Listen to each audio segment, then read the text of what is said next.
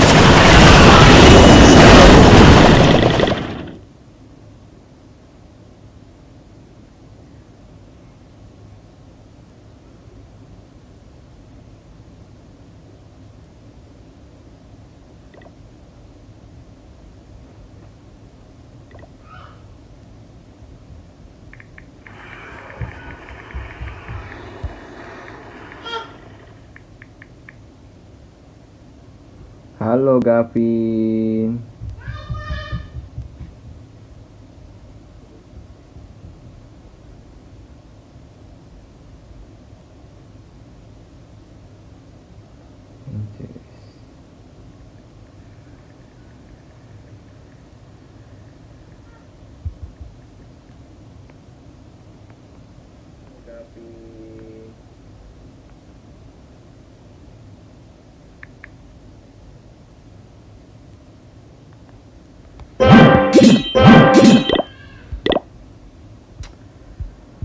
Oke, kita nyerang nomor berapa ini?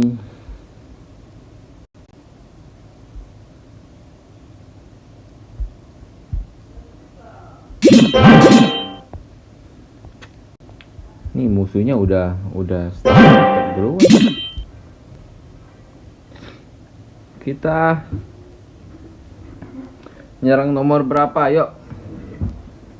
Yang baru bergabung, selamat datang. Jangan lupa di komen-komen ya. Ayo kita nyerang nomor berapa?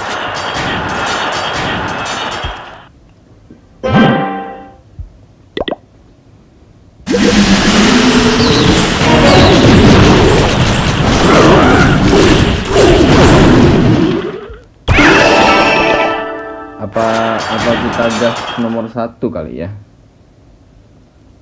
Apa kita gas nomor 1 ya?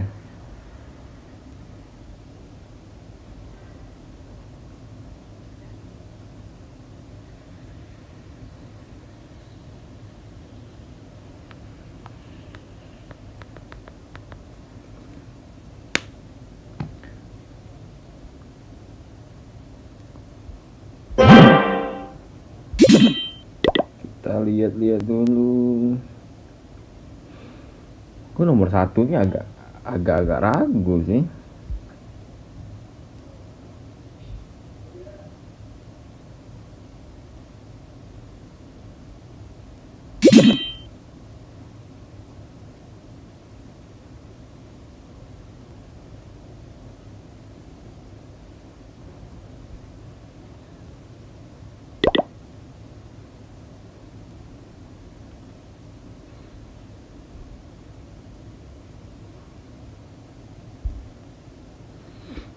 Yuk di komen, kita enaknya tag nomor berapa nih?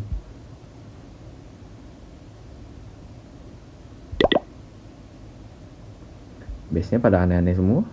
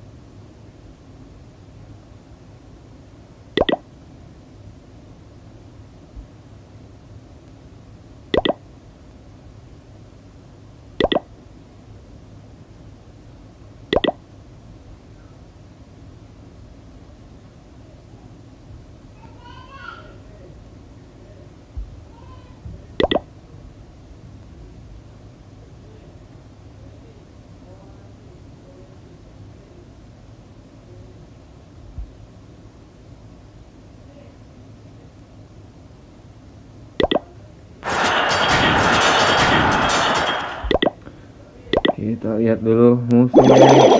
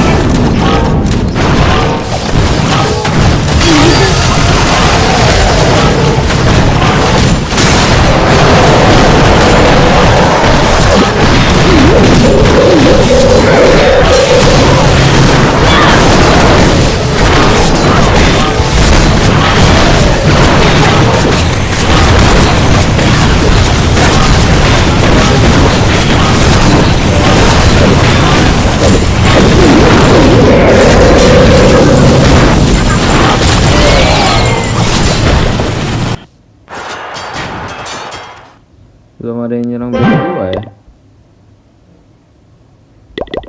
Apa nggak ada yang mau ngetek base gua?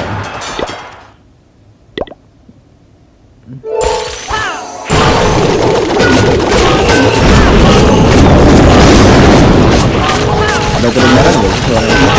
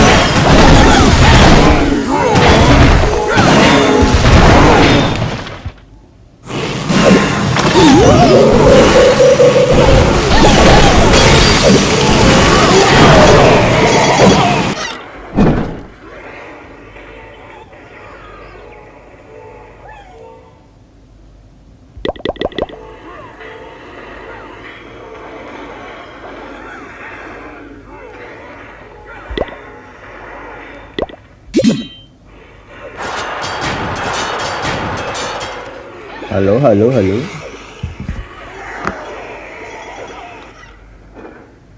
gue mesti pakai ini kali ya. Nyalain bluetooth dulu. Bentar ya, gue kayaknya mesti pakai ini deh,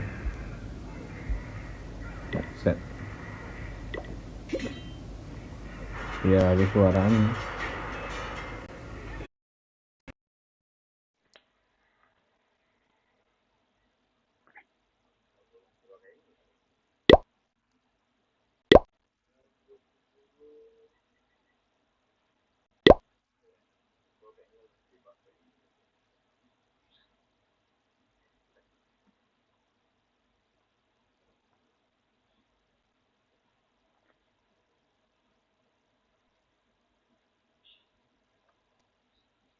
Satu dua tiga,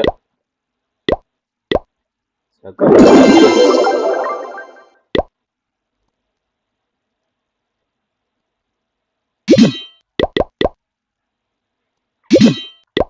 dua tiga tes, satu dua tiga tes, satu dua tiga.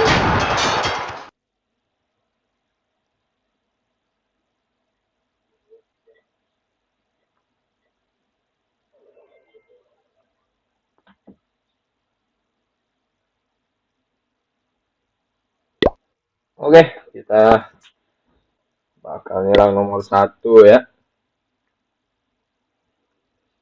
Semoga aja rata.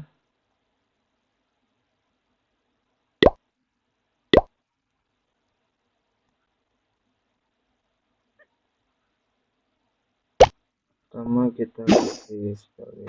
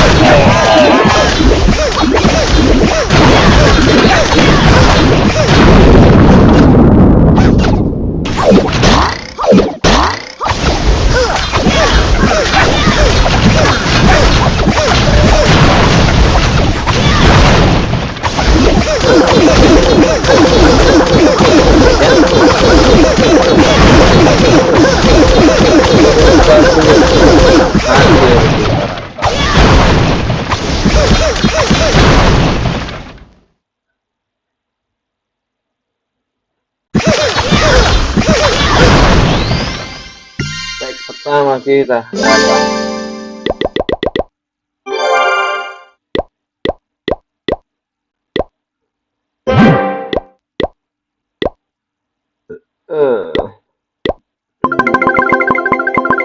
makan gua.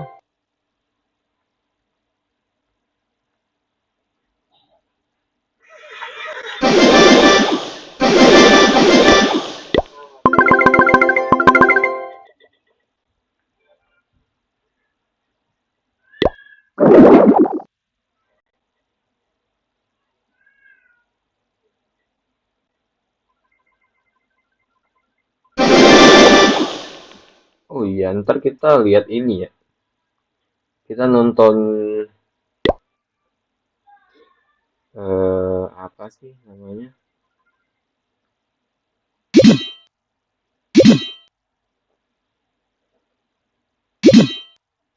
Kita nonton ini ntar Liga Liga World League apa sih? Kejuaraan dunia. Ntar kita nonton kejuaraan dunia di sebuah tag war ini. Santai dulu. Ya gak susah sih.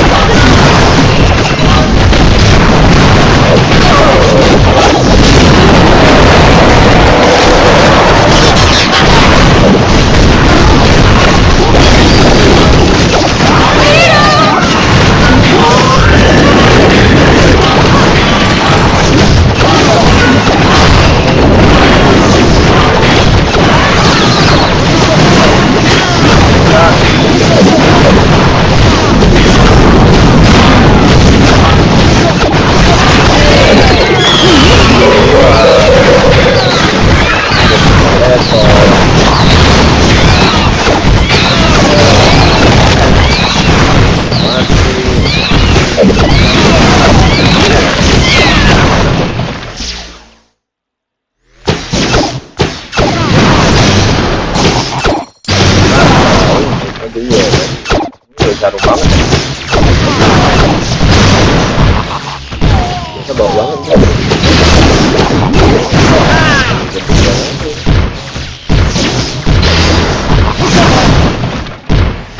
Sampai gak rata. Sampai gak rata apa?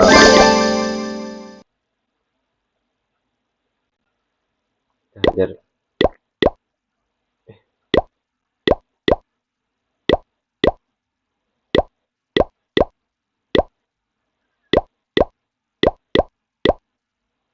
Oke, kita lihat teman kita nyerang ya.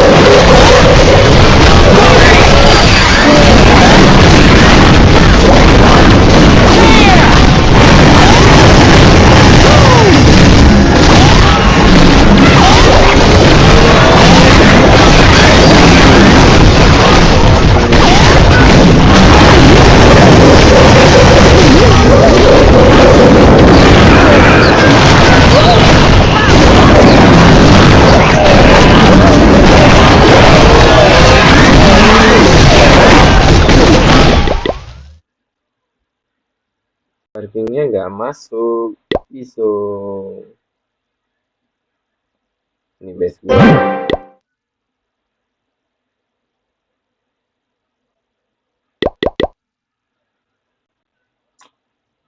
Sebenarnya ini lagi hoki banget nih, lo lihat terus 296 sih, langsung 2 kali. Ya, 5.800.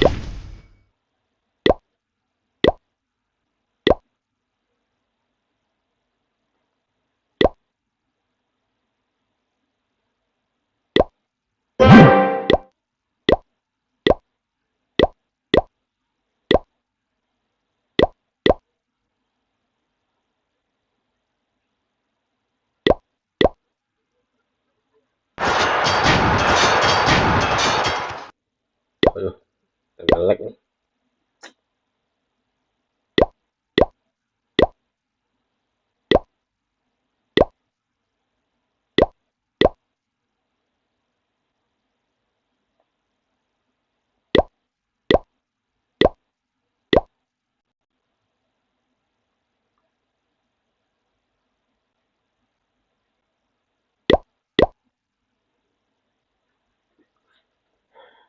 Musuh tuh, musuh semangat kali nyerangnya tuh. Udah pada rata yang di atas.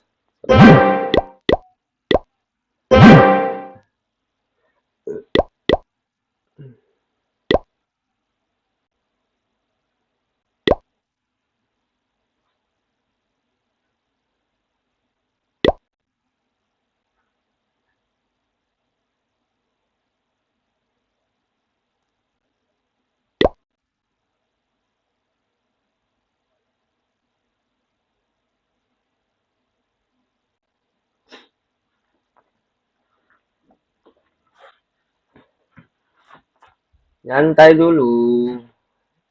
Nih, lagi pada ngechat nih. Sambil liatin yang war gue sebenarnya ada satu akun lagi. Gue ada akun kecil.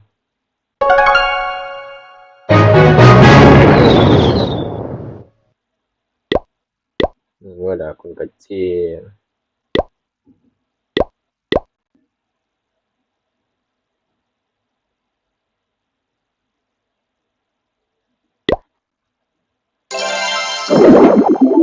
Lagi ngomong juga ya tempat tadi. Gue bingung mau attack yang mana.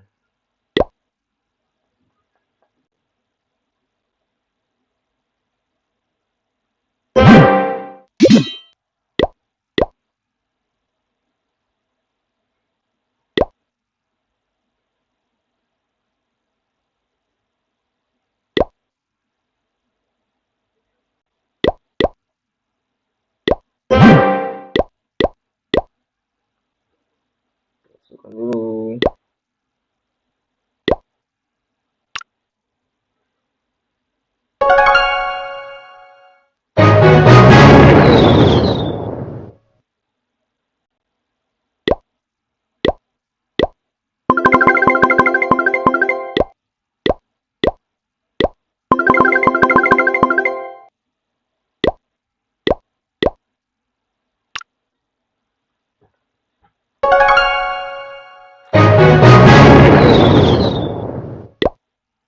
Kita nyerang akun pakai akun kecil. Kecil kita nyerang bawah aja.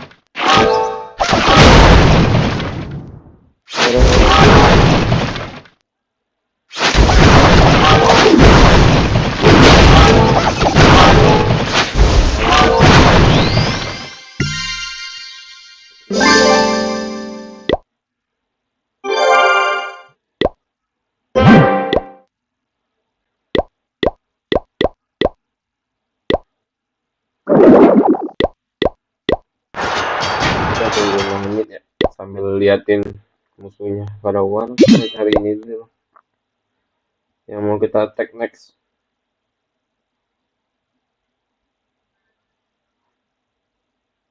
Ini boleh sih 46. 46, oke.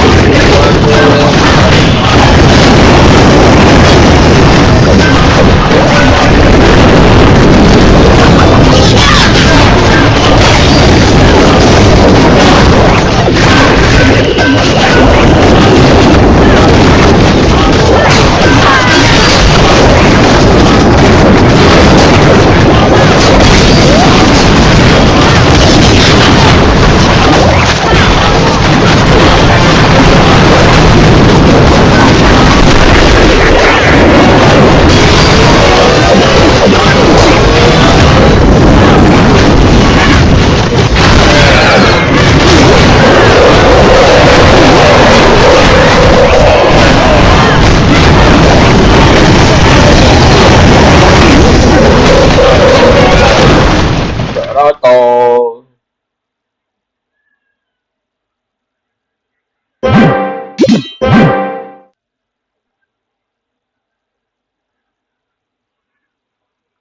Halo, halo, halo. Halo, halo.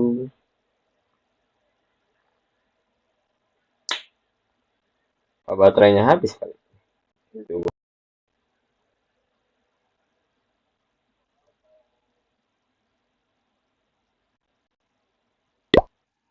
Aduh, lama banget.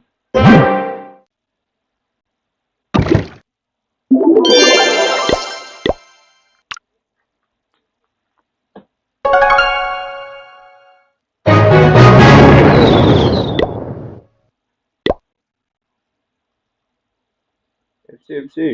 Sambil kita friendly challenge dulu ya. Kita nyantai dulu.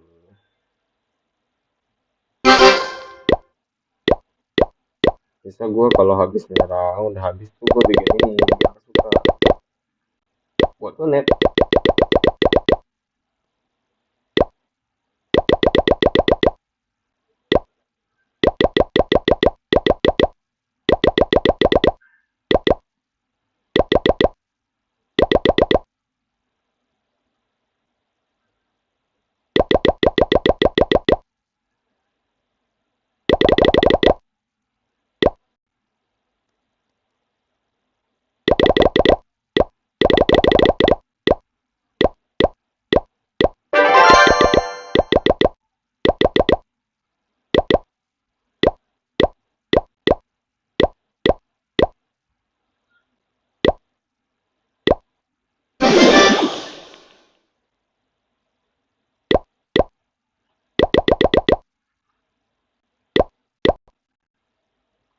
Lupa gue hero.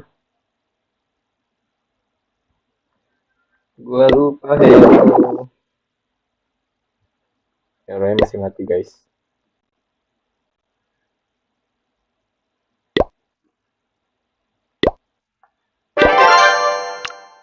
Sambil nunggu kita nonton ini aja kali ya.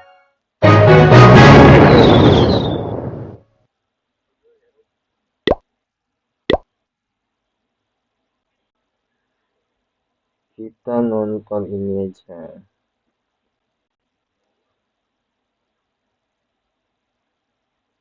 Nah. live streaming Kal, bisa langsung ke channel YouTube Ciprian. Dari kelas sequence-nya tuh.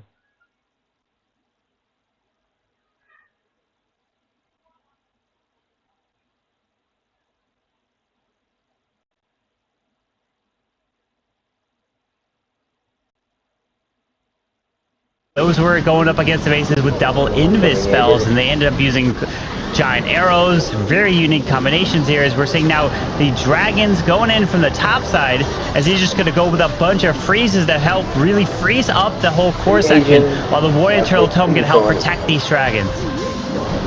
Yeah, the Turtle Tome ability has been used to push even quicker into the core and without any damage on those dragons. The rage towers are going off, but right now they're not doing anything.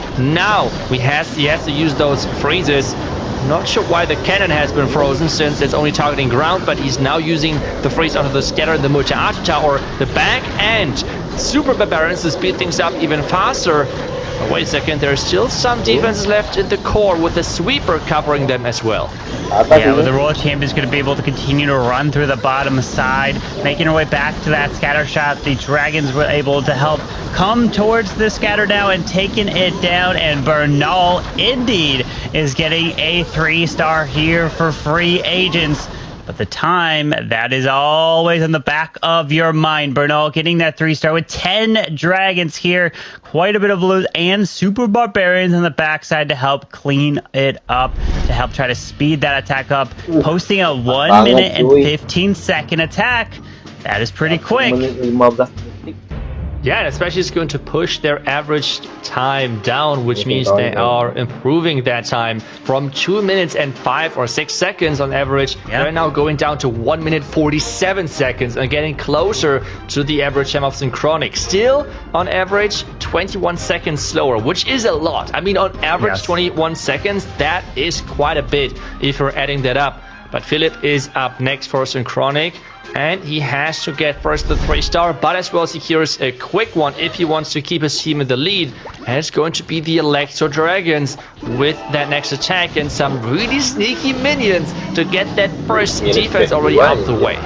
Oh, taking out that double cannon with the E-Dragons coming on down to the left side. More balloons with that Warden. Queen and King are already placed. There's an early Warden ability. The double rage looking to help rage up these E-Drag chains as he continues to push into the core. As he freezes up that Eagle, also clips one of the sweepers. But we do have the double poison in the core as he goes for the Stone Slammer here to fly on in.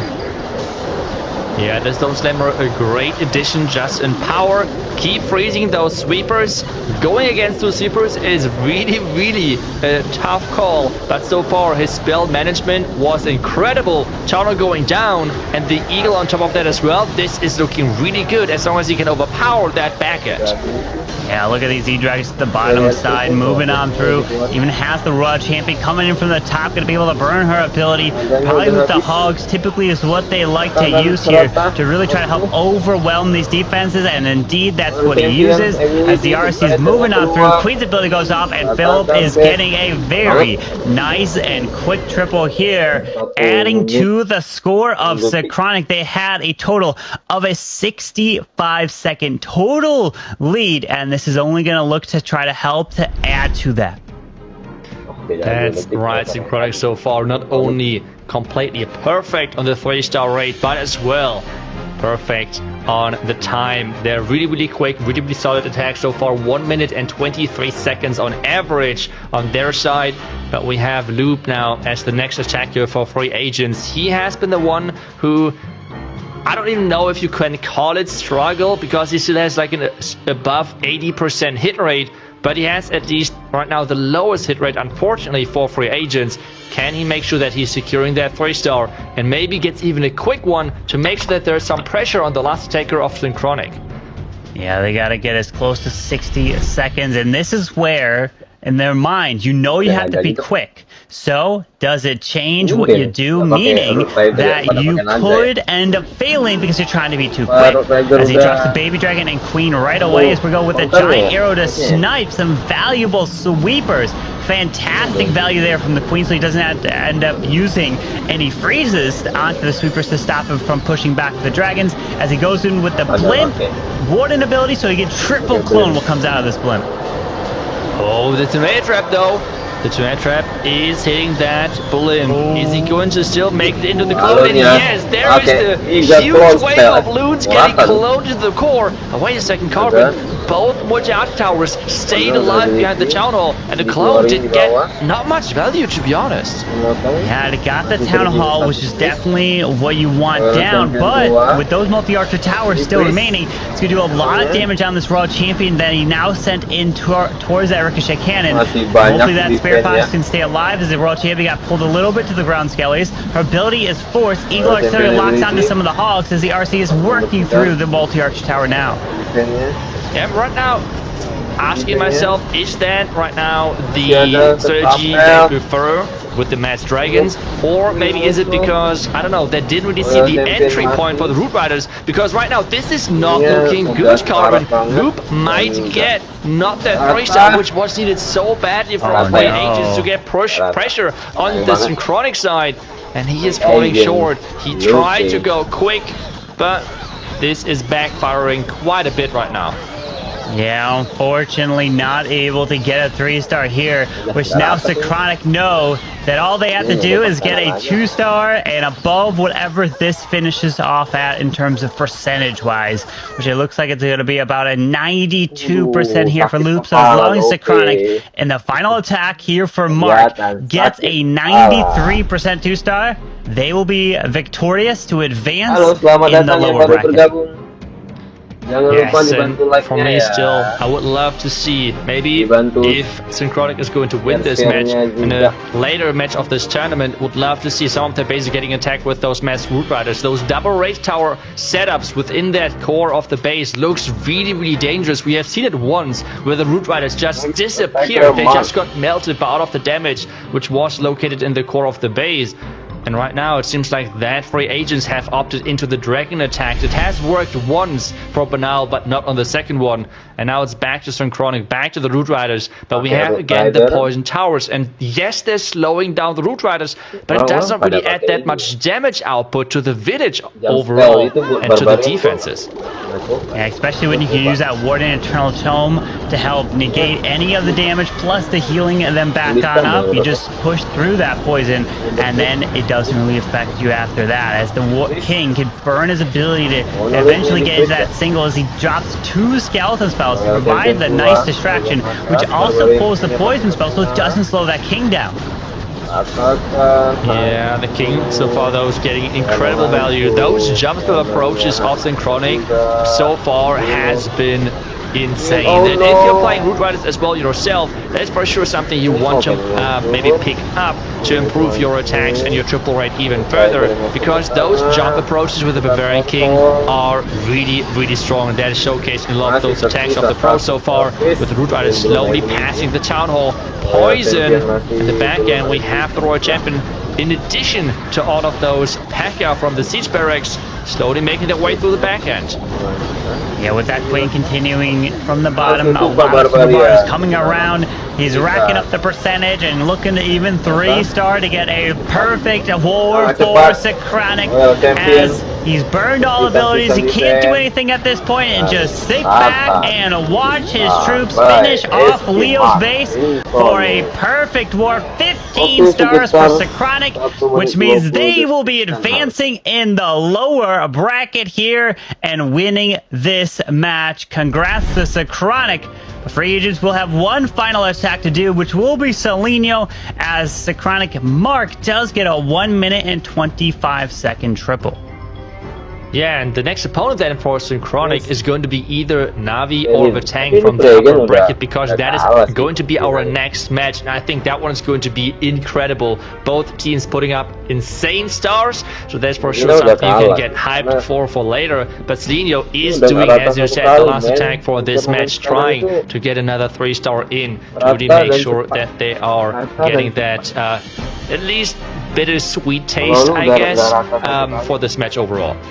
Yeah, Synchronic was the team that actually won the World's Warm-Up, the first esports tournament that was held this year. So Synchronic is going to look to win the second, which is the first official one to be given out a golden ticket. So that is the tournament. This is the one that you want to win here today so that you can get invited to the World Championship later at the end of this year. Celino is coming in with the Root Riders info, and he is using the Overgrowth. So this is the first time today that we're seeing it here in this match with the Overgrowth spell to be able to use to get some nice value to help stall up and freeze things, make things invisible so that you can continue and that prevent that damage from hitting your troops.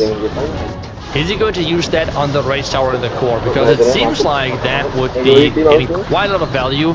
Or is there another place where he would like to get that spell getting used? The Rage Tower going off? No, that is really, really smart. Using the Overgrowth after the Rage Tower is getting triggered to completely make this Bed Tower useless. Yeah, great idea there. So that spell is going to absolutely disappear. So it won't be raging up the core anymore as they will come back around to then deal with the middle of the base as he still has the Queen ability and Royal Champion with another 2 freezes and a rage of his own. And there it is. Now he can target the core as the Warden is there with the Queen to be able to help take that down as he needs to move his way to the top side.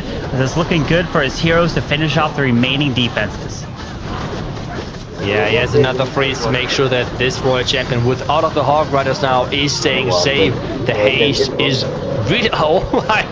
Well, those healers from the healer puppet did not get that much value, but at least he got all the black mines for us triggered if you want to copy the base. I mean, that was nice.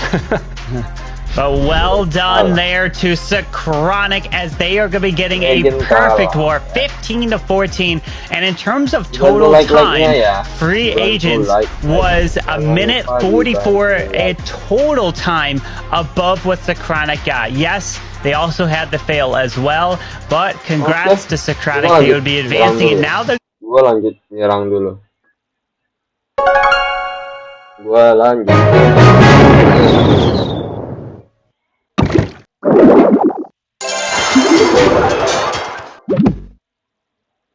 Udah habis tuh? Oh enggak.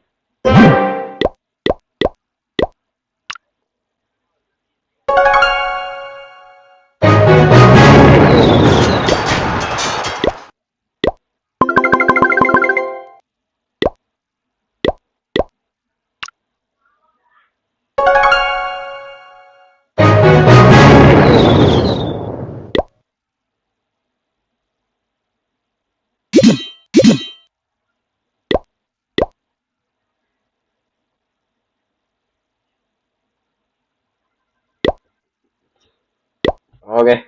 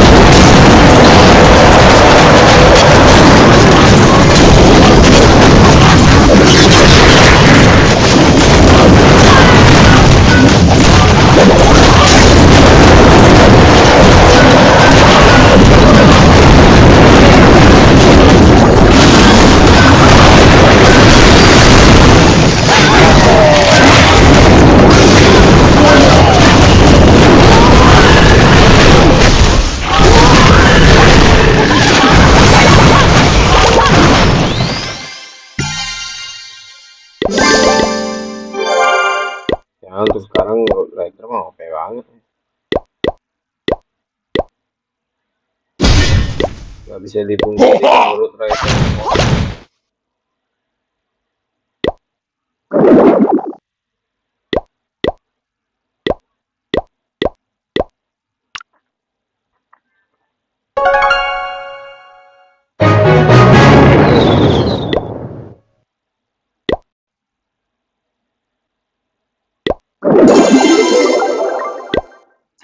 Kita lihat setelah kita tinggal ya, di bawah udah pada rata sih.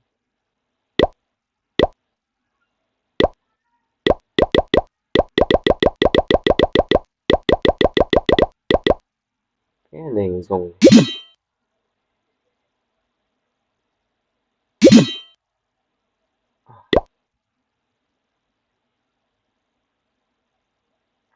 Aku benci kalau ada yang nyerang-nyerang. Kayak yang di bawah-bawah nih, gua kadang nggak ini. Dari bawah nyerang ke atas, kalau rata ya oke, ini nggak rata.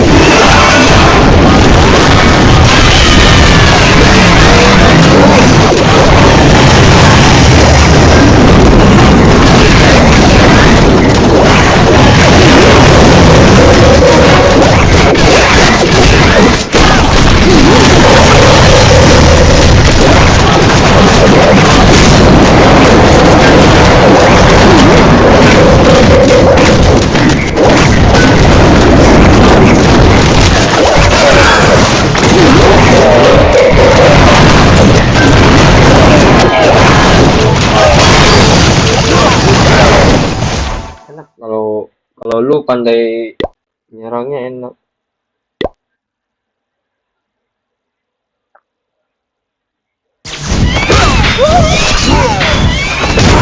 Sebagai bintang.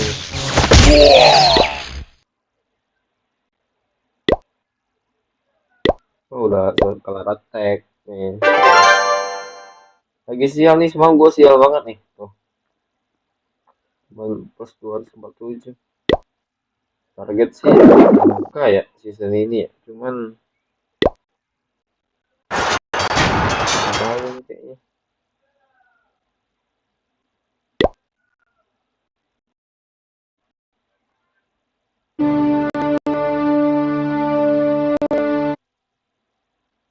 Sure, if there is a team which has a chance versus Navi, it has to be the tank. They were so far incredible.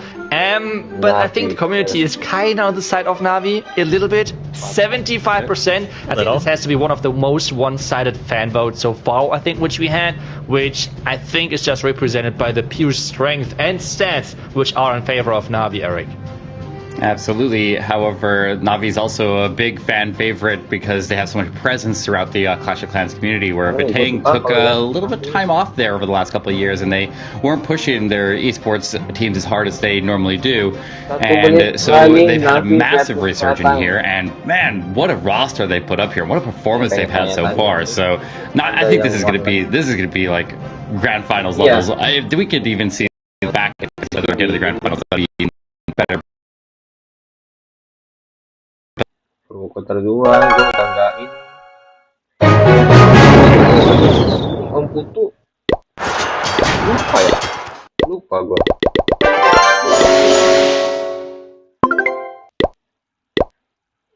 Om Putu nicknya apa, lupa gue.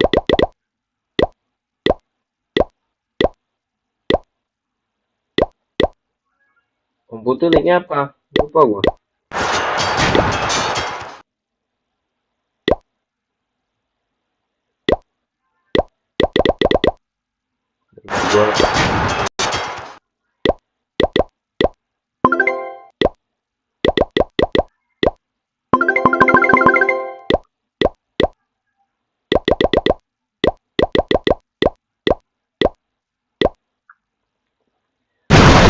kemarin kita.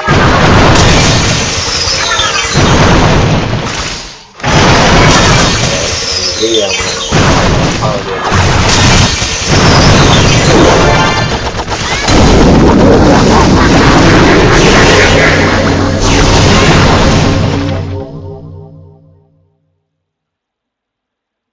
Nge-lag dong. Ini gue yang nge-lag apa? Ini.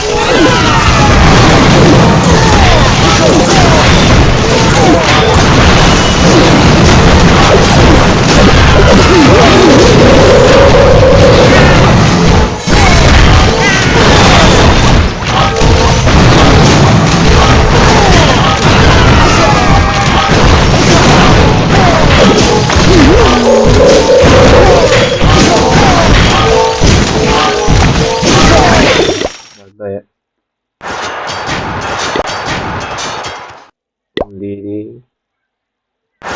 Di attack.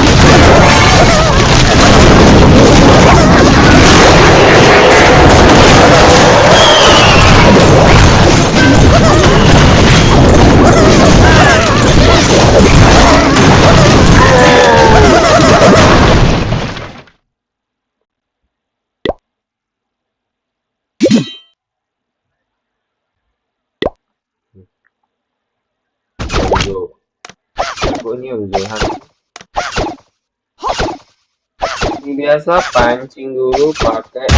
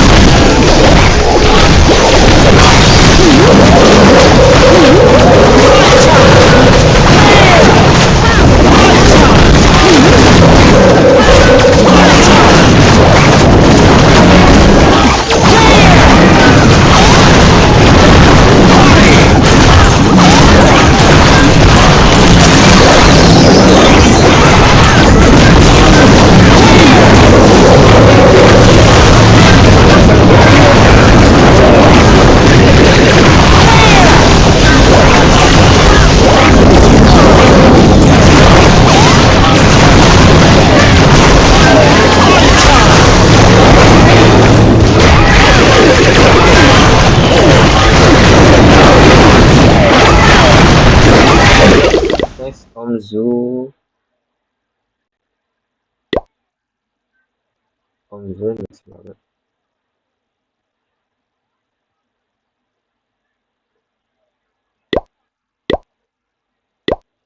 Sekarang gue minus 27 ya.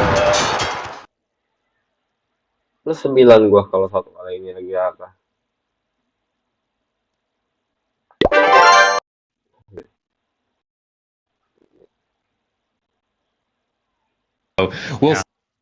Yeah, that's the big question. Do we see any bases which can hold back Na'Vi? I think those bases need to be really, really good to be able to hold them back at their hit rate. But we have Picastro in with the Root Riders. The common pet combination, it looks at as well, the common equipment combinations for him. No jump spell, no overgrowth, just the powers to make sure that Root Riders are going through all of this even stronger with skeleton spells versus the single Inferno Towers. Now, I did see a Troll Tesla in the left-hand corner that he dropped almost directly onto with the Siege Barracks. I didn't see if he put an extra troop out in front of it to make sure that it didn't get immediately targeted, but if I see one Troll Tesla into one corner, I see a lot of space in that far right-hand corner, so he needs to be aware of that, but he's got plenty of Super Barbarians, and those Super Barbarians can give him a lot of adjustment power that he can use to reinforce areas of the base there later on, but I like these headers going in. Ward ability has not been used yet, delaying it quite a long time here until you get these poison powers under control, and so far looking pretty good here on his approach. Looking really good indeed, because the Warden Ability has been used. He is even covering the Valkyries, which were pushed in from the top side, I think from the Siege Barracks, which is enemy that's giving him a ton of value. The heal effect of the Eternal Tome is still there of the healing book, I'm sorry, but this backend is just getting overpowered, and he's really quick as well, even though a couple of seconds slower than what the tank just did. Not far off on the time right here. Boateng will begin this war with a time advantage. It looks like by about 13 seconds, if my numbers are right.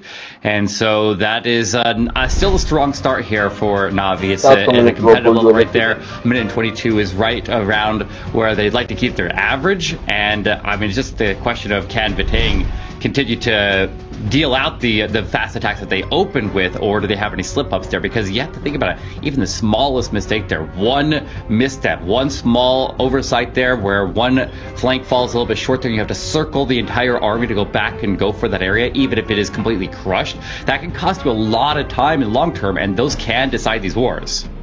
Yeah, or just as we just had with the Clan Castle getting avoided in the core, no troops are attacking it, so his queen had to backtrack, which in the end were like 5 seconds or something, but this could be for sure an important factor later on. And it seems like the tank is really sending their big hitters first with the DP, then going now as the second attacker, and they want to make sure that their best possible attackers are getting some pressure onto Na'Vi.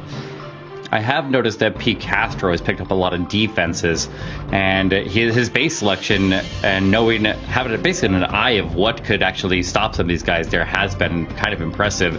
So I guess we'll see if he can shut down and maybe get a hold against the player from Boateng with a 100% hit rate, which is, I mean, 4 players on Na'Vi have that, but that is not an easy task to be able to go that far, that many wars. Like we're 36 wars deep in this competition, and Boateng has DP with still a 100% hit rate. So we'll see if we can continue that here as he goes in with the Overgrowth, Root Riders, Valkyries, and Super Barbarians, most popular attack in the meta right now. Yes, and he's sending the Golem in to tank for his king, to tank for his queen, leading them into this tunnel compartment. Going in with that rage spell early. What is he going to use the Overgrowth spell on? In the core. So he's kind of turning this base into somewhat like a ring base, I could say, because we have defenses on the bottom, we have defense on the top, but the core now is somewhat empty because of the spell. Right, he's got the Healing Tome though, so I don't know if he wanted all those Root Riders to go through the Town Hall and go to the right side of the base there. This is a small thing that could cause a big problem, because he was clearly using the jump and the queen to go cover the right side of the Overgrowth, the top side of the Overgrowth, and so that bottom group there has to be reinforced. He's got the Siege Bricks and the World Champion working their way in down there, but still ahead we got Skeleton Spells trying to anchor down the single Inferno and the defensive Queen, and there's a lot of threats down there in that bottom corner that the World Champion's going to fight her way through, and we'll have to see if the Root Riders can loop back around there and get the reinforcement, because that core is seeming to hold quite strong. This is looking a bit rough area too. Yes, it is. There's the header for the defending king. The queen, with her ability, trying to pick up some more defenses, but those Hog Riders actually going for the monolith is clutch. And this means it is going to be the 3-star. It did not look good on the middle part, but he's getting and somehow turning that thing around. But on the other side, it is slower. I think, as you rightly said, the Root Riders going to the top side was not planned whatsoever, because he had the jump spell there, right? He wanted to go them, like, let them walk around the bottom side. So this attack is way slower than what they just had. But with their first attack, they might still look good, but their average attack time is now getting increased to 1 minute and 25 seconds, and that is obviously a big jump upwards. Yeah, and I could feel that sigh of relief there as he probably realized that he almost had a miss right there, and you'll happily take a few extra seconds on the clock there to have that instead of a straight up miss, because a single miss could determine these wars and make the time completely irrelevant.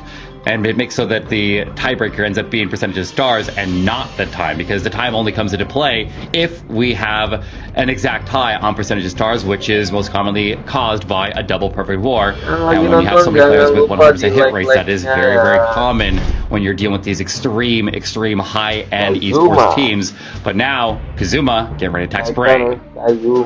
That is correct. And I feel like if there is one team you don't want to give them the freedom to use any strategy, it is Na'Vi, because they have been really creative as well. Even those really high-level tournaments where some teams only put the creative attacks in there if it's like the Creative Master Series of Carbon, but otherwise Na'Vi's doing those creative approaches as well really consistently and successfully in those big tournaments if they do not have to worry about the time. So giving Na'Vi that edge would be really bad for Ratang, but being able to save that attack for DP was a big step forward for them. But Kazuma is now returning the favor with attacking Spray.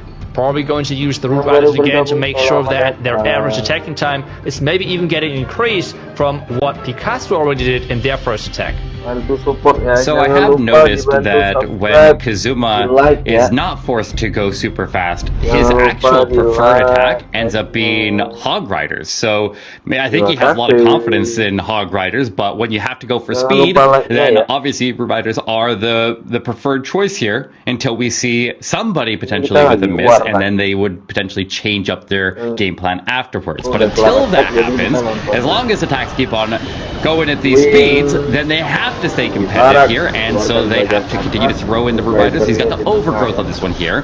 And what do we Overgrowth here? Do you think he Overgrowths the Town Hall? Maybe one of the Poison Towers? Kind of hard to spot exactly what he'd Overgrowth on here, because I always feel like Overgrowth on the Town Hall is a bit risky, but we often see it out of these players. Yeah, the Overgrowth for sure on the Town Hall is risky. With the Rage deployment, I guess it's going to be, I don't know, maybe just the Monolith behind the Town Hall, because the Ice Golems are going to delay things so much that he wants to make sure that it's not played. Okay, the Town Hall was nearly down, surprisingly enough, but he is saving the Town Hall with that Overgrowth spell. Troops are now just going to bypass that Town Hall, and it's going to be literally the last defense and the last building to go down on this attack. So he really needs to make sure that he has enough power to push through this entire base. But I think so far it's looking so good with how many Root Riders he has left. Oh, look how many Rages and Freezes he has left as well. He can turn back around there. I think he's going to be sitting, waiting for the Overgrowth to wear off. No, it wears off right at the perfect time. He could not have timed that much better. There's the Freezes, locking out the rest of the defense. He can just blanket that entire area of the base there with Freezes all day long. And he will lock in another fast one for Na'Vi. It looks like, what was the attack time there? I think it was like 1:13, I want to say. That was very, very fast there from Kazuma. And it's always crazy to me when they finish clearing out all of the buildings that are not in the Overgrowth, and they have to just stand there and wait for the Overgrowth to wear off. So you have to time that right if you want to turn back around at the right time to get through. But there it is, officially at 1:13 for Kazuma. Yeah, this puts them at an average time of 1:17. While on the other side with Ratang, we have 1:25. So still somewhat close. Anything can still happen, obviously. But right now, the lead which Ratang had early is now getting shifted to Na'Vi, which means they are just going for blow and blow, like non-stop back and forth. And this match is for sure really close. Yeah, and we see a lot of Root Riders out of Na'Vi. They know that has to be what they need to play there. But it's not the only strategy that can go really, really fast. I think that the top picks for these players in the current meta, when they are going for the attacks that are capable of going under 1:20, I think Dragons, like we've seen out of Free Agents a lot there. You have the Electro Dragons, you got the Root Riders, and then Zap Lalo is actually one of the other fastest attacks there, and that's Star's preferred strategy. So I would anticipate, unless we see a miss, that we would see the remaining Na'Vi players use the Root Riders. I wouldn't be surprised if we see the same out of Ratang. We've been seeing them use it a lot as well. And I do expect Stars to be doing a Lalo instead. Yeah, I mean, Stars is just so incredibly talented with that. And I feel like even though it's all about time, and yes, it's maybe like an easier meta, Lalo has become harder as well because you have to multitask so much. Because the typical Lalo is where you have your hero dive, then shortly before your heroes are going down, you start with your Lalo, you take your time and everything, but without the current meta, as you have to do the hero dive. Before even they get into the first compartment, you're already starting with your Lalo. And being able to multitask that is just so hard. And there's only a few players who are able to do that, execute that on the highest level. And Stars is for sure being one of them. But the next attacker is from Batang, and he is in with those Root Riders versus the next base of Klaus. And they're somewhat like, they're going well with the style of, I would say, box bases compared to some other teams who are opting into core town hall bases. So different approaches from the base building style here.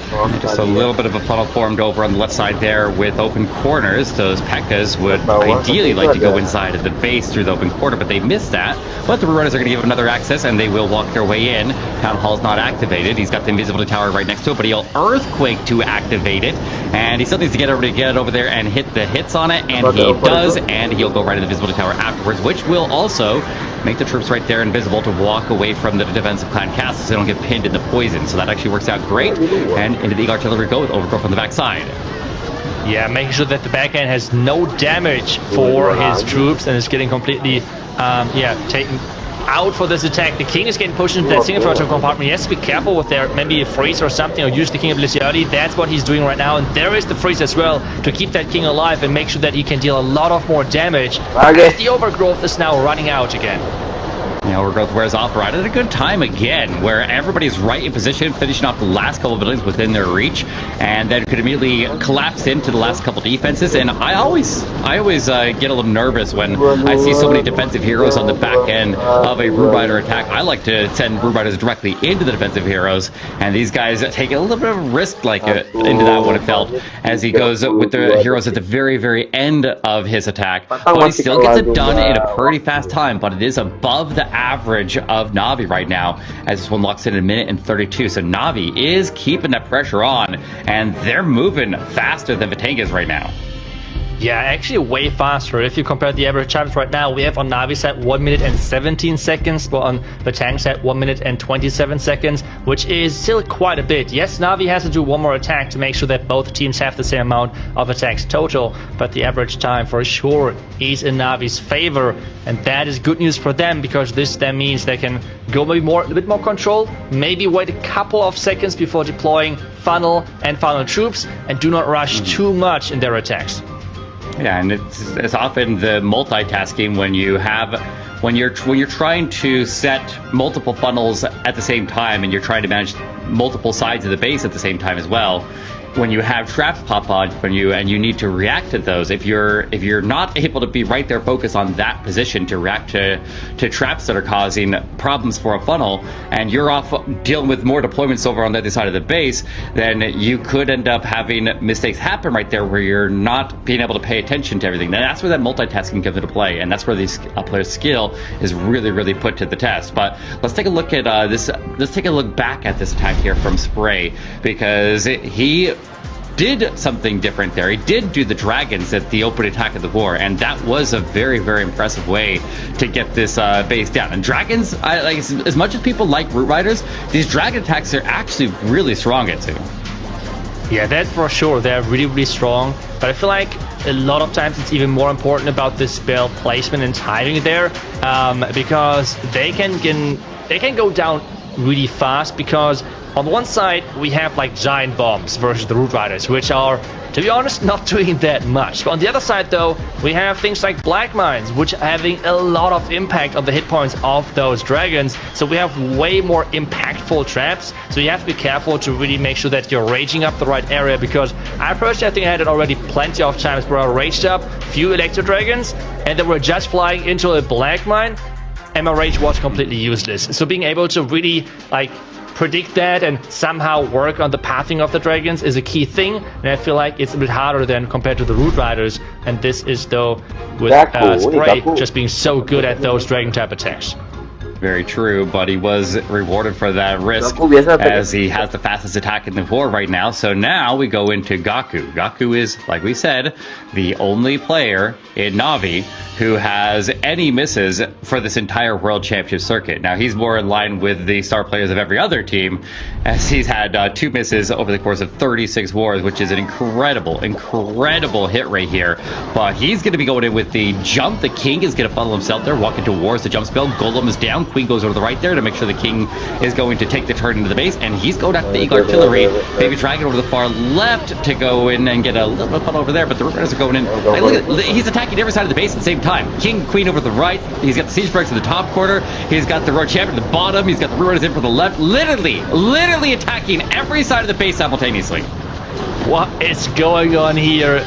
He is doing everything at the same time, as I said it, trying to circle this base, give this base no chance of defending, but at the same time this means that, well, there is a lot of damage output now from this core of the base. The Root Riders are trying their best to make it there. The Freeze is there to support them. The Hog Rider puppet is getting activated to get those hogs into the town hall, into the core of the base, but the back end still left standing with the merged cannon, still looking strong.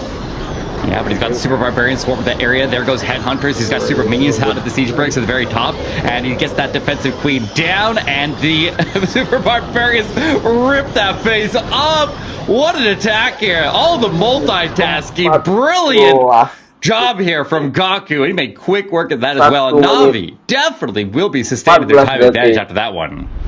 Yeah, and I think Gaku really perfectly showcased how different their type of those mass root rider attacks are, because they're really trying to concentrate on this time factor with having so many different attacking points on the base. You said it perfectly, surrounding the base with Siege Barracks, with the Root Riders, with some heroes like King, Queen separate, with a Royal Champion from the bottom side, everything happening at the same time. What we have seen from other top teams as well, that most of them are just trying to like concentrate maybe on 2 things, like King and Queen together on one side, then the Root Riders on another corner, but that's it. But Gaku putting this to another level and is getting rewarded with this really quick time. Absolutely, and it's not even just like you think that if you're attacking all sides of the base, this is kind of chaotic, but every single portion of this attack here from Gaku was completely controlled. He had the entire base on perfect lockdown. Like the little details, like that Baby Dragon over to the top left was able to get out 2 defenses on the outside of the base there, so the Root Riders didn't have to leave the base in that side. Skeleton spells being placed into the Monolith into that area to make sure that that's not picking off Root Riders. Poison Towers being thrown north into the Skeleton spell instead of into the Root Riders, completely avoiding that damage, so the Root Riders never even really engaged much poison damage right there. There was just so many different things going on, so many intricate little details that are all planned out in advance, and then the execution level of an attack like this is insanity. Yeah, that was really impressive from Gaku. Really nice showcase on how you can really optimize the time, I guess you want to say, because that's exactly what he did here with the Rage Up Barbarians on that taken care of with those time, keeping the lead for Na'Vi. So the current time record for both teams is Na'Vi with 1 minute and 16 seconds on average. Then on the other side for Batang, 1 minute and 27 seconds, which is quite a bit slower, especially considering that this is the average time, right? So you have to make sure that you're taking that in account. But we have the next attacker getting ready with stars on the defensive side. Yeah, and like, you have to also keep in mind, like, you get into the minds of these players here. Like, you're sitting there, like, letting anxiety build for hours, and then you have to execute perfect over the course of a minute and a half, usually, in the meta right now. And so all that preparation, all that planning, all that just staring at the base and letting the anxiety build, and you end up having 1 minute to execute it. That is just an unbelievable amount of pressure, but then it's over as quick as it started, and you just see the size of relief as the players are able to get those triples, and especially if everything goes right, and you see the disappointment when things go wrong. But let's now see if the Root Riders can get it done again here. Overgrowth, he's got the jump spell for the King to be able to transition into, I guess, into at least the Poison Tower triggering, and we'll see how much more value you can get on the jump spell. But he's got a decent funnel there for him, and it's kind of a slow pace start here, a slow setup, which could ultimately cost him more time in the later parts of this war, but 30 seconds before the Root Riders hit the field. Yeah, I feel like that's where you really see the difference between the different teams and attacks, because I think by this time Gaku had already everything placed and already destroyed half of the village, but we see this one, which is, it feels more controlled, but as well slower, which is right now the deciding factor between those two teams. The King getting the Ice Golems out there, he should jump over the wall, that's exactly what he does, join up forces with the Root Riders as the Overgrowth spell already is running out. You've got to get through that Town Hall, though. He's going to have to burn another freeze onto it. The Valkyrie step in, but every single troop in the core of the base there takes the blast, and the King is running out of steam over to the right side. He's kind of struggling in that area, but he's got super minions pop out of the siege barracks at the very top quarter of the base, losing a lot of cleanup over the right there with all the wizards getting picked off. But the World Champion keeps on pushing through, pops the Hog Puppet. She's in the range right there, and just lost a lot of those Hogs there to giant bombs. Multi-Arch Tower slowed up. Tornado. This model could be trouble at two. Could be indeed, especially with the multi-archer right behind, but the Fox is keeping that Royal Chamber alive right now. Going down now, Super Minion is there, and the Archer Queen is still alive, but that would have been a lot of time if you rely on her. Heater Puppet is there, but the last multi-archer tower is going down. But still, another attack, which was not even close to how fast Na'Vi is attacking right now in this tournament. It was a 1 minute 43, which means their average time is even getting dragged down by this attack. Yeah, that's crazy here. Oh man, but Na'Vi still has really good attackers. So does Vatang. So it's still up in the air here. Whether when we're staying this close here, I feel like Vatang is letting the time slip away too far. But again, one mistake that ends up having attack drag out to close to a time fill, or just a straight up miss, could still swing the board, because it's not like as good as Na'Vi's stat lines are. Just because they have 4 players with 100% hit rate in the World Championship circuit, if you actually look across all the community leagues, they're actually more in line with a lot of the other pro teams. So it is very impressive what they've done in their World Championship run here, but they are capable of making mistakes there, and they have to hold strong for just a couple more attacks. It's a golden ticket. Yeah, we can see this attack unfolding for Invincible. He has done this setup really slow, really controlled, because he needed the funnel for the Barbarian King. He then wanted to make sure that he lures out the Clan Castle with his Barbarian King before the Root Riders are getting started. And this has then cost him again in the end with the time factor, because, well, as I said, 30 seconds after the start of the attack, he started with the Root Riders, and you can tell he is not happy with that time in the end, which gives Na'Vi the current lead. And Klaus is up next, and he is going to attack the MVP of Vatang. He's going to attack DP. I'm sure it's kind of baffling to the average player out there to look at somebody just completely shred a base in 1 minute and 40 seconds and be disappointed with the results. But that is that's the level of competition that these guys are dealing with now. So here we go, healing puppet on the Queen, got the healing tome, got the Root Riders, and running pretty basic standard equipment here for Klaus as he gets ready to try to sustain this lead here for Na'Vi. But when Vatang already has triple on the board, he just needs to keep the attack time moderately fast. Now they're getting a little bit more wiggle room there as far as time goes, and so they don't have to rush things quite as much as they did before. But then there's a lot of benefit to getting so many troops down so quickly, because it's kind of like a target overload, and you can quickly just rush a base there before the defenses can really have a chance to fight back, because they have so many different targets they have to shoot at when you're attacking from every side of the base at the same time. Yeah, there's always some pros, some cons for those different approaches, but right now he's completely taking over this core of the base with the overgrowth spell, completely countering those raid towers on defense. The root riders are going through the defense like it's nothing. The king has taken care of the top side, the queen around the bottom side to really clean things up already and make sure that the root riders do not have to clean those back-end defenses. The overgrowth spell then should come back for any second, and then he can finish off the base. We're still waiting for the overgrowth spell. There goes. Klaus now making his way back into the middle of the phase after the overgrowth wears off, and yeah, he's just now passing the 1 minute mark there. Town Hall goes down, no issues on that. Yeah, that was completely under control there. He even overkilled it so much that they had to almost wait for the overgrowth, but Klaus gets it done. Another very, very fast one. Navi will sustain their time advantage, and there's a smile. Finally cracks a smile at the end there at 1 minute and 12 seconds. Yeah, for everyone wondering what the exact times are right now, Navi is on a 1 minute and 15 seconds average time, while the tank is right now on 1 minute and 31 seconds average, which is, well, quite a few seconds in between those two teams. I feel like as long as the tank is not getting a defense right now, this is not looking good for them. But let's take a deeper look at this attack of Klaus, really setting up his troops to success with funneling and putting in the Royal Champ from the top side to push those Root Riders right into the core, and then letting the Raid Towers activate, using then the Overgrowth spell to make the, well, value of the Spare Tower completely useless. Well, not only that, but he purposely leaves up a couple of things that are near where his troops are, and so he still has something to be able to target, so he can continue to have targets in the core of the base. Like, you would think that you would just overgrowth everything right in the middle of the base there, but he offsets it, so he still has options for his troops in that area to keep on attacking, and then he ended up just running up here and attacking walls because he couldn't see anything here.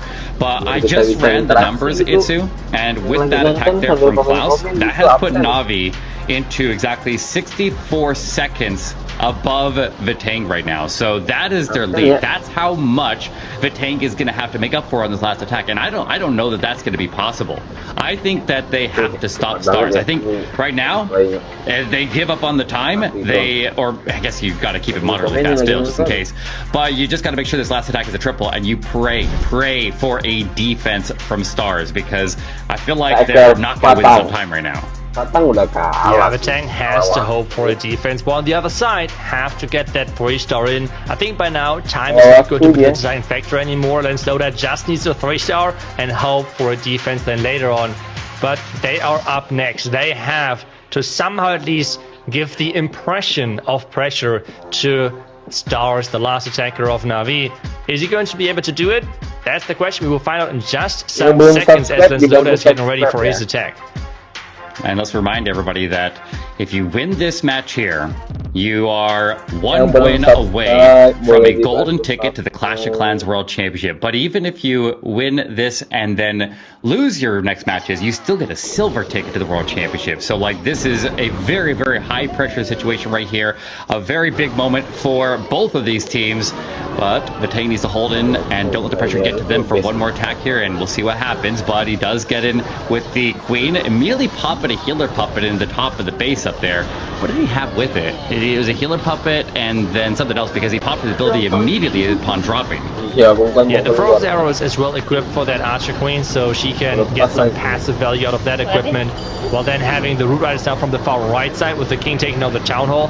As there were no defenses surrounding that Town Hall, he had to send the King in because the Root Riders would have not targeted that, and now a nice overgrowth spell to make sure that the Monolith is getting completely skipped, at least for the moment. He's got skeleton spells on standby. He's got Super Hog Riders releasing from his Siege Bricks over to the right side. Gonna join in with the rest of the group there. The Queen staying safe over the left there because he used that overgrowth, but he needs to get that multi-inferno down to left. Those healers are gonna get wrecked. But overall, things are moving very, very smooth, and he's gonna have to make his way back to there. But he's got the skeleton spell down, recognizes as soon as that Monolith is gonna wake back up there, and will just blanket that area in skeleton spells. But it's gonna take him a minute to get back there. I think overall, still looking pretty solid on the attack though, and like we said, time is probably not going to be in their favor by the end of this, so just getting the triple here is all that really matters right now. Yeah, and that's what he's doing right now to perfection. Has even another freeze left to make sure that it's even safer for him in the end. The Royal Champion just racing through the rest of the base. The freeze is there. The warning going to finish off the gauntlet to get that 3-star for them. And now it's all up to stars. The last attacker of Na'Vi is going to decide this match if he's 3-starring, only close to their average time, which they have gotten so far in this matchup. They are good to go. They're going to go to the finals of this first Golden Ticket monthly qualifier of this year's World Championship. If he's failing, the tank is going to win. Let's remind everybody also that Stars almost never uses the Root Riders. While we see so many people breaking out the Root Riders, Stars almost exclusively uses Zap Lalo when he's going for speed. But now, with a little bit of wiggle room there, you could definitely go for something else. Yeah, it was the Frozen Arrow and the Healer Puppet right there for that Queen. And that's a clever thing right there. Just get the Queen to work on the outside of the base here. So as we see the replay back from Lancelota. And the Queen with the overgrowth there to remove the damage of the defenses, she can just sustain, and then she doesn't really need the invisibility vial, and she runs that entire left flank on her own with an ability popped immediately upon dropping. Yeah, getting that passive equipment working with the Healer Puppet together is a really smart move. It can be kind of risky to some degree, because as soon as there is too much damage on that Archer Queen, you have to react with spells and support her. But as long as you are able to control that and well, somehow keep the overview of your attack and make sure that you're keeping an eye on everything happening, this equipment combination is insanely powerful and can give you a lot of value, because it's saving you just so much troop space, because those healers are quite a few housing space which you're saving then. And this attack just went through. It's like nothing. The Super Hawk Rise from the Siege Barracks, reinforcing the Root Rise in the core and getting that 3-star in for the tank for Lancelota. But he knows they are hoping for a defense now for the last attacker of Na'Vi. And then not everything went perfect there. I saw that he was trying to funnel the Queen to go in through a wall break, and she ended up missing that funnel. So it is what it is. He's got the triple on the board. That's the most important thing here. So now we have to see what Stars will do. If he breaks out the Lalo, a single mistake there could cost him. Then Lalo is an attack that has a lot of built-in contingency plans to be able to go in and reinforce areas, because you're not just putting everything into piles. Whoa, whoa! What? Wait, no way! No way! Is Stars seriously going to risk their chance at a golden ticket with 10 lightning and 15 witches? This is absurd! What's going on here? What is... I mean, all of the splash is pretty much located in the core of the base with the multi-archer tower, the multi-inferno towers and stuff. But still, going for a mass witch attack, if he's going into giant bombs or anything like that, this could turn out being really, really bad. But hey, if there's someone getting this right, it has to be Stars, right? Yeah. This is a huge risk. It is an enormous risk here. I don't know why you'd take a risk like this at this stage of the tournament here. I feel like a Lalo would be able to handle this a little bit better if you're just removing all the splash damage with lightning, because that's typically what we see when we do have all that high value of lightning to the core. But the left side scatter shot holding strong. Lots of witches have died out early in the left side scatter shot. World Champion reinforces in that area. He needs to get past the defensive World Champion there as well, who's distracting him from getting that scatter shot down. Log launchers go to the middle of the base there. If he can get the Queen to follow the log launcher to the town hall, he's going to be in a good spot. But he's got Yeti and Electro Titan there, and the Queen's breaking off to the left. The town hall is going to stay standing for a long time, and those extra Clan Castle troops that came out of the log launcher are getting burned up here. This is not going smooth right now, Itsu. I mean, he's got a lot of force moving. He can still definitely overpower it, but it's not ideal. I mean, the town hall is pretty much the last defense on this one, the last building. He is making this as risky as close as possible. All of the witches at the top that are going down because they're just getting melted by that town hall. The Royal Champion has no ability left anymore. It now comes down to the Queen and what she is going to destroy, because the Royal Champ taking some more shots but going down. He has one freeze and a dream, one Queen ability and a dream, and he has to somehow make this work, because this town hall is just frying up those witches and skeletons. Oh my gosh, yes, this is going to be close. This is going to be really, really close here. The witches are all dying out here. The queen's on her own. What kind of equipment does she have right now? She's running Frozen Arrow, and I hope it's an invisibility vial, because if he doesn't have an invisibility vial, then this could ultimately cost him. He pops him right there. Invisibility goes off. He's got the Town Hall. Freeze the monolith, and there it is. Stars will lock in the win, and will get it done with the witches and send Navi to the grand finals of the golden ticket competition. I have just one question. Why? Why did he do that? I think everyone's asking why. I don't know. That was just wild. Maybe because he was afraid of that core with the raged up triple multi-inferno tower and the 2 multi-archer towers, that Lalo could get wrecked there. Maybe that was his thought. But this attack could not get any closer than that, relying on the queen ability with the last phrase together. Wow, I mean, he's getting it done, but that was close. Yeah, I mean, he definitely did whatever he possibly could to make that ending exciting, because he delivered on that. Wow, that was wild here. I think he might have been trying to get his queen to go to the middle there, but it was kind of like an uncontrolled release of all the troops there into a stack, and so it was hard to say where the troops were going to end up going. But Log Launcher takes out the remaining multi-inferno of the core of the base there, and he just had to lap his way around, and I have to wonder if he assumed that he would have more Room Riders to just get into the final walls to get in the town compartment, so he'd have the staying power, because witches don't have the punch into those extreme high splash damage defenses like the Town Hall, and that could have cost him right there. That was so risky. Maybe he had the wrong clan caster as well. I feel like pretty much everything else would have been better than a Yeti and a Titan inside that clan caster. Like, right. I don't know, even mass Sneaky Goblins could have had the risk. I mean, there were giant bombs to Sneaky Goblins and they would have been useless, but there's mass Valkyries or something, because they would have survived, and he had the phrase to like make sure that the Tower and the Monolith is not shooting back. But like anything else besides a Titan and a Yeti could have gotten that Town Hall free. It's like, so taking huge risk there. But I think we want to re-invite Carbon as well, because I would love to hear what he thought about this match in general, and especially about this last attack. Carbon, what did you make out of this?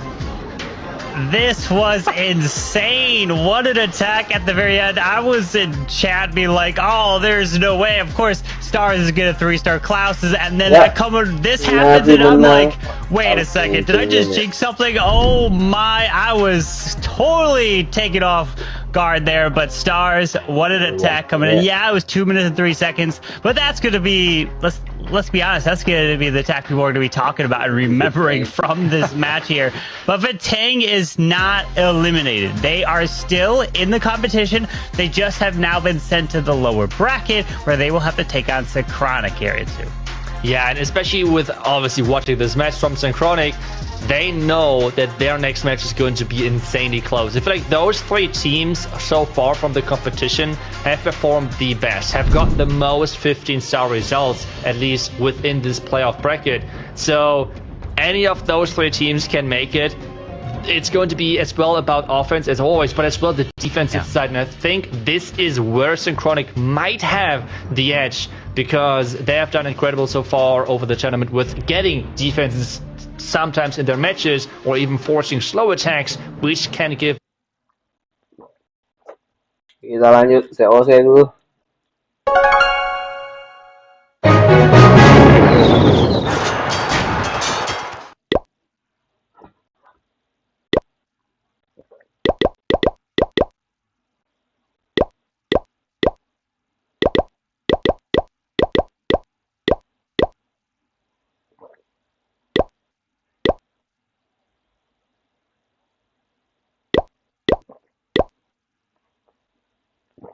Main plus 21.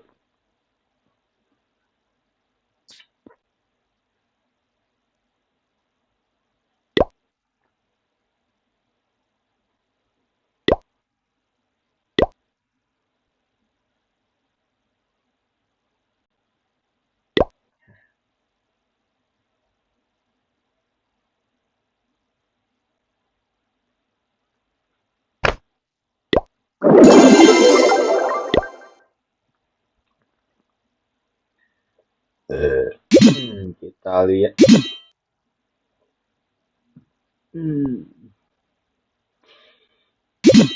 Yang di atas nggak ada.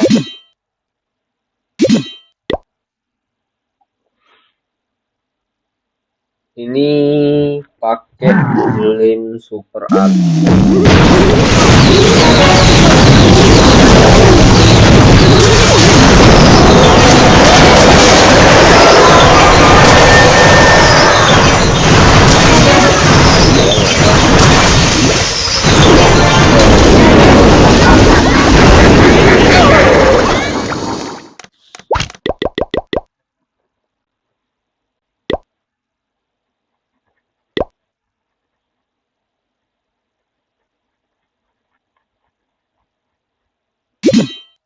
Nggak ada yang baru rata ya.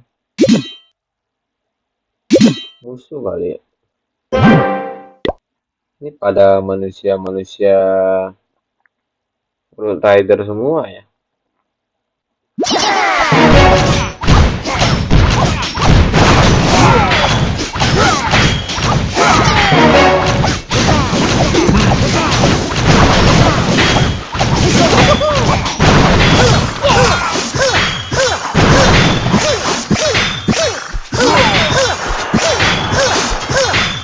Nyerang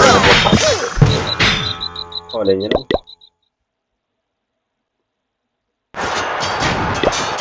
Musuh nyerang nih. Nomor 29 nyerang nomor 9.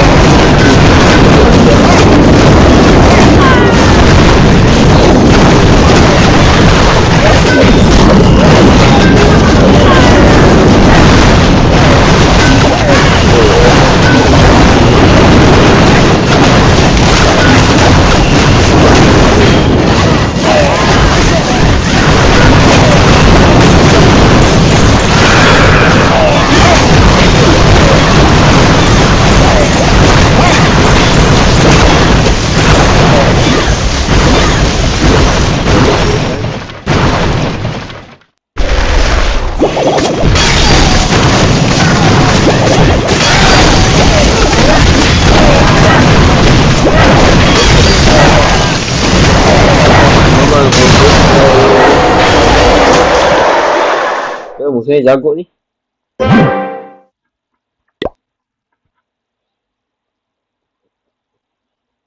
Kita 11 3 bintang, dia 19. Persentase kalah. Waktu kita lebih cepat kontaknya.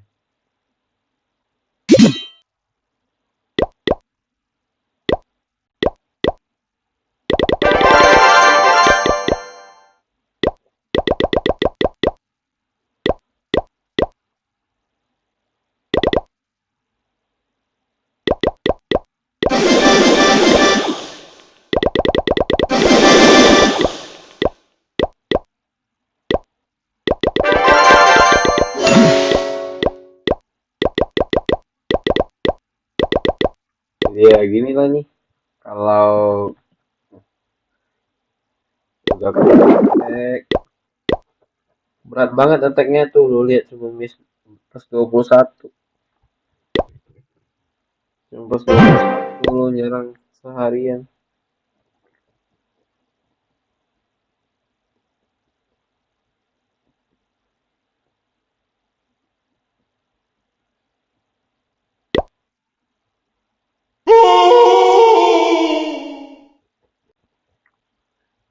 Yang punya akun TH16 boleh di japri ke gua ya. Gua lagi butuh akun.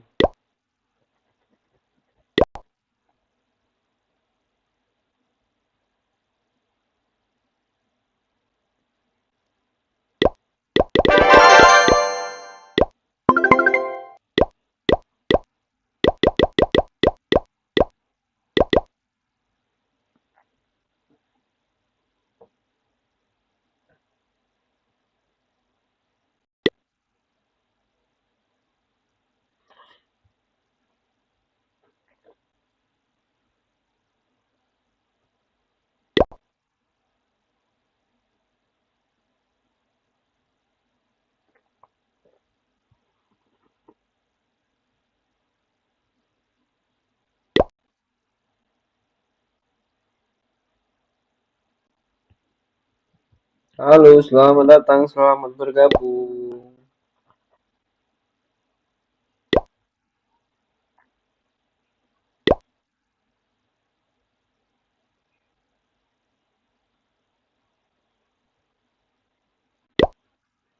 Siap sih.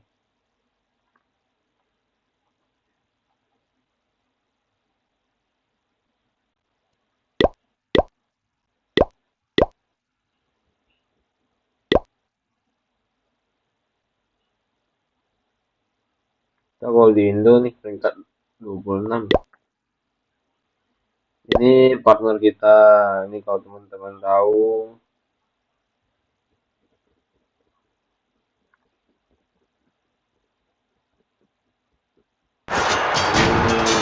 Ini partner kita.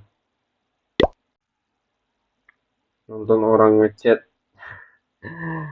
Iya, Om Calvin, gue udah kelar attack soalnya. Gue udah kelar attack tuh. Cuma pas segini doang. Udah full. Semalam yang minusnya gue banyak banget. Om Calvin main-main lah ke sini. Ke Purwokerto sini. Kalian Purwokerto. Main-main ke sini, Om.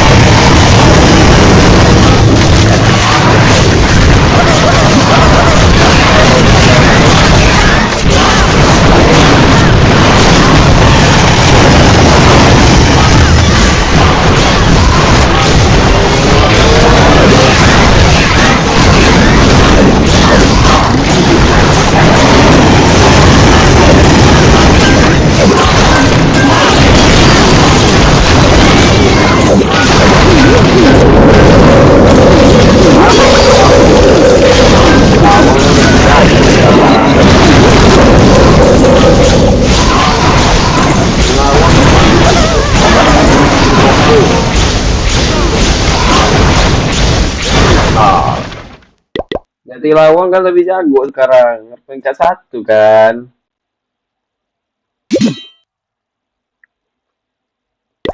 Kami aja cuma peringkat 20-an loh. Nih, Jati Lawang peringkat 2. Om Calvin, aduh gua lupa nih Om Calvin akunnya yang mana nih.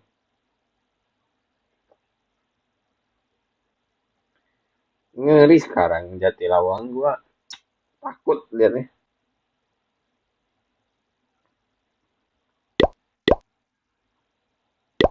Jati Lawang ngeri sekarang.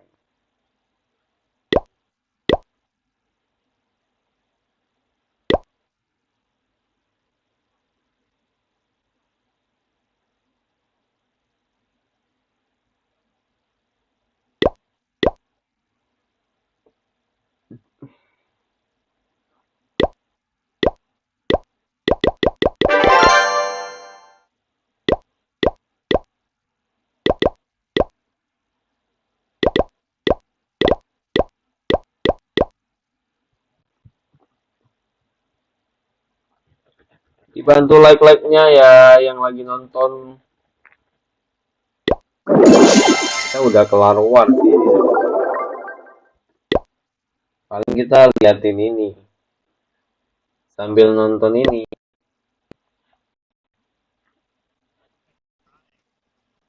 Kita full leg. Oke. Seen some incredible attacks from both teams, incredible defenses, incredible time for which they were able to deliver. And I feel like with getting now to the top 3 teams of this competition, time is getting more and more important. And as well, like about this, I guess, pressure management, if that is even a phrase we should call it for that, because going early with your best optimal plans, maybe best attackers as well, trying to put up pressure to the other team as early as possible to force some mistakes has been feels so, at least so far in this competition, the best way on how to approach the matches, and there were mistakes happening. We have not seen many 15 scores because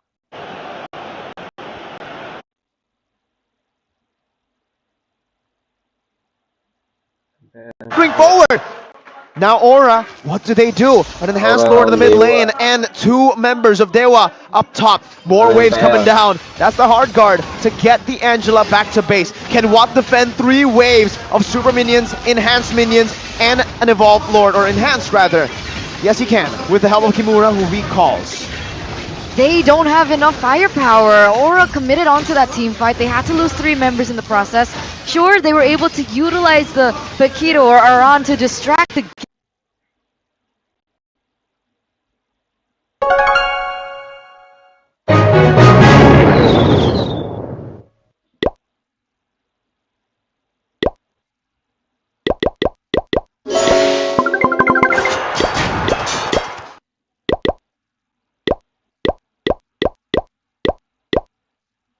Ada yang attack. Sengoku attack lagi, apakah bisa 3 lagi Sengoku?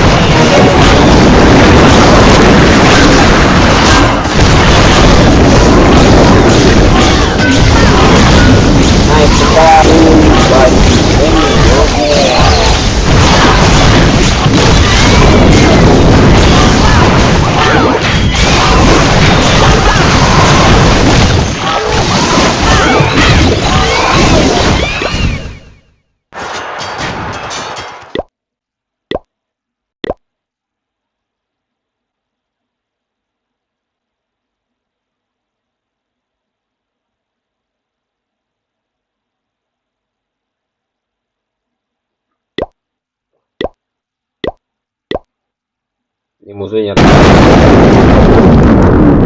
tenaga. Kenapa orangnya bisa jago banget tenaga ya?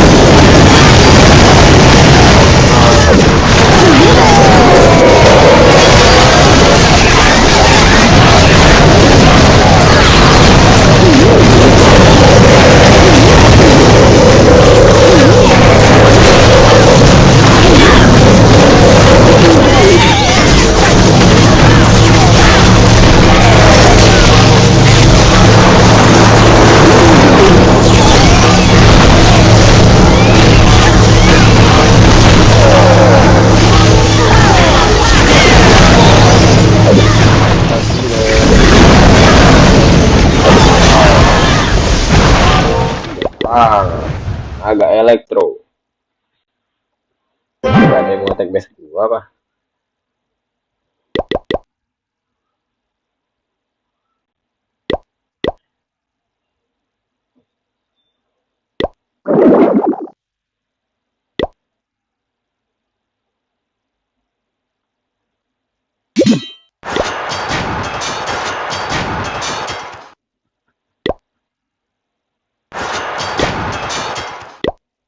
Musuh attack lagi nih.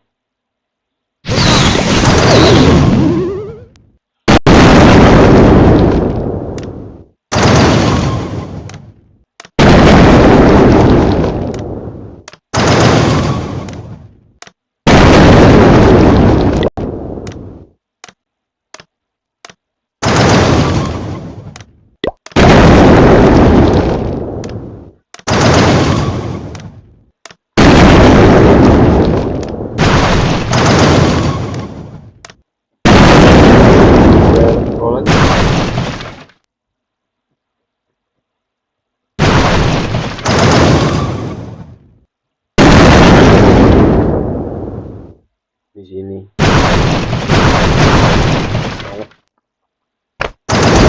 Ini di daerah ini. Ini bisa habis nih. Elektronya satu.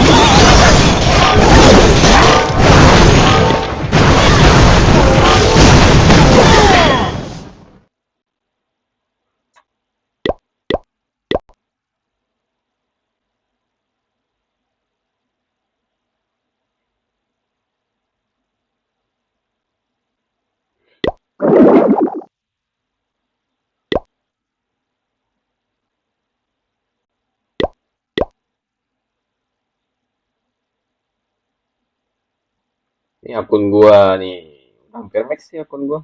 Ini gua pet baru belum buka.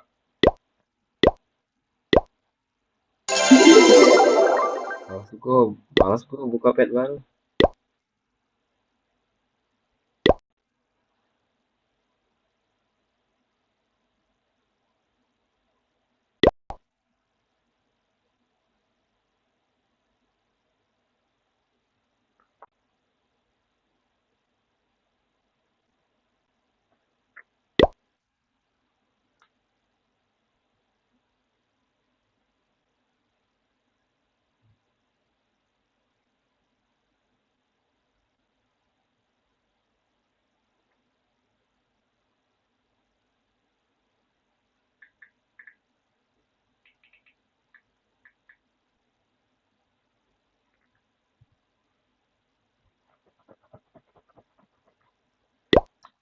Lanjut kita nonton World. Ini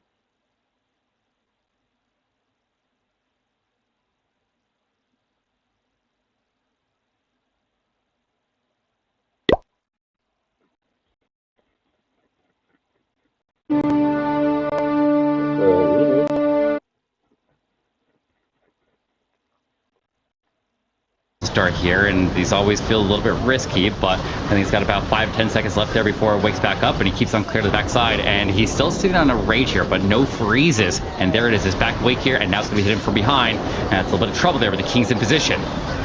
Yeah, but the King ability does go off, needs to come back around for the Town Hall as the RC ability goes off there.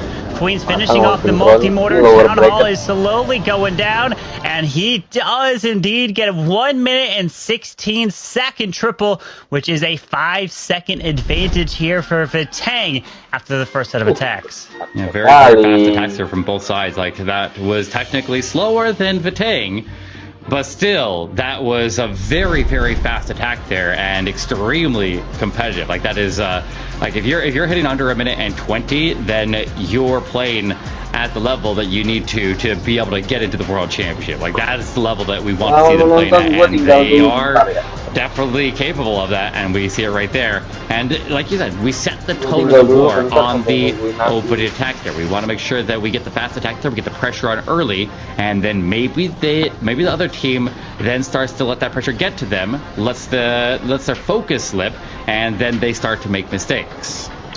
Yeah, with that overgrowth came in on the Town Hall. One comment that I saw interesting earlier in the previous match was if somebody runs a lower level overgrowth, which means that it doesn't last as long. You know, granted, you could just drop it earlier, then you can manage the time, but, you know, that's a thought. It made me think about something for a little bit there, which was interesting, but Simon did come in with a very nice King ability there towards the end, able to take it down, but hey, you know, you gotta think of those small details that can make a difference in your attacks here at this level. Yeah, I don't even know if they would be able to have access to a lower level one unless they had players who just never leveled it up there, because once you leveled up, it's not like you can reverse it back and get a lower level one, you know? But and also just to keep in mind that they also cannot have anybody other than the official observers from Supercell into the clan right now, so there's no chance that they're getting donations from anybody else. They have 100% control over everything in the clan, and they want to make sure that they sustain that. So yeah, we're probably not going to see a lower level overgrowth, in my opinion. Probably not, but, you know, unless someone decides to never upgrade it. But let's take a look at DP here, as he potentially wants to get that fast triple. You know, that is what Vitang needs to do here against the Chronic. And my guess, Root Riders, Valkyries, that is the attack that is the choice here in the meta because of time, as they want to be fast with it, as DP is going to be taken on Mark versus the Chronic. A lot of pressure building there, like that anxiety when you're sitting there waiting. You're sitting there waiting for the judge to tell you to go ahead to be able to begin your attack, and all the anticipation that leads up to that, like that gets in your head, and that's where competitive experience definitely plays a big factor. But over to the right side, the King and the Queen will drop in. The Queen funnels the King to go inside of the base.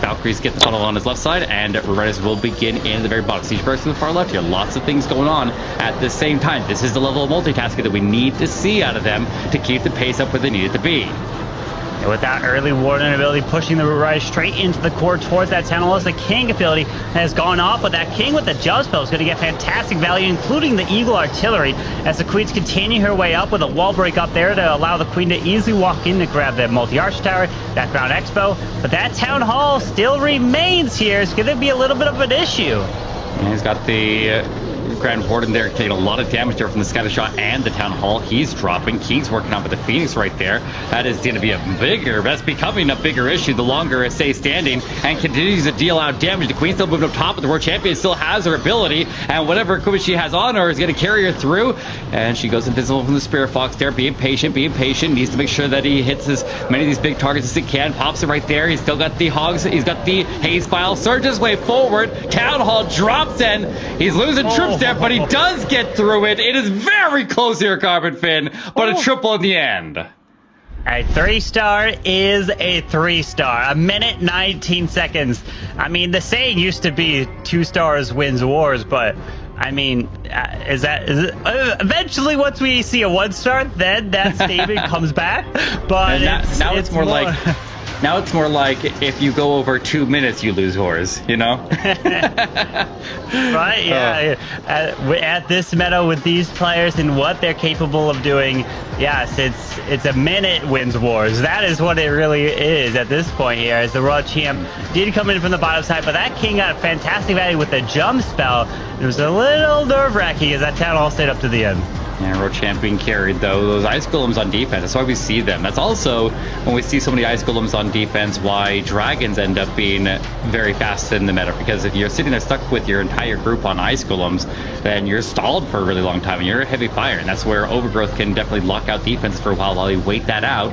And that's also why Dragons end up being very strong in the meta, because if you can avoid pulling the Ice Golems out, that stall there, they pin you down while you're under heavy fire, and that causes a lot of problems there, and it almost causes one to almost go to a 1-star. It almost caused it to go to a miss, but ultimately the end, it ends up at 1 minute and 19 seconds. So DP, by the way, let's remind everybody that he is still sitting at a 100% hit rate there, and that was probably one of the closest ones he had to a miss here this entire competition that I've seen so far. And I think that it was also one of his faster ones as well, which is crazy that it came so close, but it was still so fast. Yeah, still a fast attack. Great job there for Vitang, keeping pace with Socronic. And now Socronic is going to look to add to their time, where we had Simon come in with the first triple for their team, which was 1 minute and 16 seconds. And we saw it there from Vitang around 1 minute 11, 1 minute 19. So it's right on in that ballpark of under 1 minute 20. And that is what Einstein is going to look to do here for Socronic next. Now, let's also remind people at home, like, you look at how many triples these guys are getting and turn these into time battles. This only happens on the extreme high end of Clash of Clans esports. Like, all the teams have to be conscious of it as a possibility on the road leading up to this. But in the end, these teams are the ones that are consistently able to pull off the perfect wars and make the time the deciding factor. So now, Einstein is currently the world record holder on attack time. His record currently stands at 53 seconds for the fastest attack ever completed against a Max Town Hall 16 base in an esports environment. So we'll see if he can at least keep somewhat pace with that, but that record being held by him shows that he is a master of multitasking, and he knows exactly what he's doing, and we'll see if he can get it done again here. And he's taking the approach of attacking from different corners here with the Warden Ruraj from the top, Heroes to the bottom, as that Town Hall is right in the core of the space with the double poison. As the early Warden ability goes to go off, he had one P.E.K.K.A. that went off to the top side because LG had a Troll Tesla up there, which wanted to try to slow things down, but he was able to pick it off with that P.E.K.K.A. Unfortunately, the King is wandering off there. He had the jump specifically placed to push the King to the core of the base there to be able to use the Giant Gauntlet to try to clear the core. And with the King not going there, the King is going to go off and he's going to end up attacking. Well, I guess he'll have the Ruler to open up the walls for him, but that's costing him a lot of time there as he loops out. The Warden's getting targeted by the single Inferno. He has no more freezes. He can't save him. So there goes that extra benefit right there. Over to the left side, trying to get past the defensive King and the single Inferno there. This is not the cleanest attack right now. I'm not sure whether he has the force to survive after the Town Hall, but it's not a lot of defense down after that, so maybe he's okay. Yeah, with that single target Inferno still remaining at the backside, but we do have a full health Queen. She's slowly going down. The King comes back to life. So luckily that single target Inferno got picked off by the super minions, and now time is ticking here. Single can still stop this. The Queen has the jump, but she can't even take advantage of it because it's not positioned right to get it through the wall. It depends on where she stands here. She stands outside of the range of the single Inferno. Can she get by it? This is going to be closer. It's costing him so much time, though, regardless. Oh my, this is really costing him time, and this could be the match right here. Queen steps in range. I'll take out the single. It is full health. And the Queen takes it Oh, down. no! Single Inferno wins that fight with a fraction of HP, and the Queen goes down. Time's out the window. 99% here for Einstein. Well, that was unfortunate. Oh my, Einstein coming in a 99% 2-star. A matter of a single target Inferno. If the King took the jump, would have taken it straight on into that Town Hall and taken that single target Inferno down. But unfortunately, he didn't have a frozen arrow on his Queen. And if he did, he had the healer puppet and invisibility vial. A frozen arrow and the healer puppet would mean that it would have been a triple. Well, that is assuming that the queen would have been alive to be there in the first place, because that equipment probably was able to get her to where she was in the first place. But where did he use his invisibility pile is the question. Yeah, because if he had it on standby there, and obviously an invisibility pile would have got through the single Inferno at the very end of the attack there, but he obviously used it earlier to spawn the healers, and he used it to keep the queen so she even had a chance to even step in and have a shot at getting that Inferno down. So I don't know that she would have been there in the first place if he didn't have the equipment that he had. And the jump spell was placed exactly like that, so the king doesn't jump into the left and right compartments. And it was supposed to push the king into the single. That's why he didn't drop the jump closer to the bottom side, giving him access to the bottom compartments, because he wanted to force the king up and in. But unfortunately, with the wall break to the bottom side, that forced the king to the right and not going to the middle of the single target Inferno. The wall break, but it wasn't just a wall break right there. There were also Teslas right there. That was. Yeah, that was Carbon Prism reaction. That's pretty accurate. That's how we were all feeling right there. Just like, what did we just witness? Like, those single Infernos, but it's rare that you see the one-on-one duel of the single Inferno and the Queen. But those single Infernos charge up very, very quickly, and they do an enormous amount of damage. But here we go. Let's attack here. We are in with Root Riders, Valkyrie, Super Barbarians, and the Overgrowth once again. And looks like down south here, the King's collapsed in it, trying to Tesla farm down there. A second wall break into that compartment to get the Queen to go inside of it. The King will pop his ability there, and the Overgrowth will be used across the top of the base and give him access to go directly at the Town Hall. Notice how the Root Riders have a path, like a lane created between the Overgrowth and where the King and the Queen are collapsed in. So they're going to go all through that Town Hall, and they should be in a pretty good spot, but they will take a lot of damage from the poison. And those Ice Golems really, really stall them up right there for a minute, as they do by design. That's the reason why they bring them. Yeah, with the Overgrowth now wearing off, he can have his troops come back and target the Eagle Artillery. It's the Ice Golem freezing that up with the RC Royal Champion. The Hog Puppet coming around the right side. Queen's got her ability. At this point, you don't have to worry about time. Just focus on the 3 stars, focus on getting a perfect war, and Vitang will have an opportunity to go for a rematch against Navi in the Grand Finals. Remember, if you win this match, you are guaranteeing yourself a silver ticket for the last chance qualifiers later at the end of the year.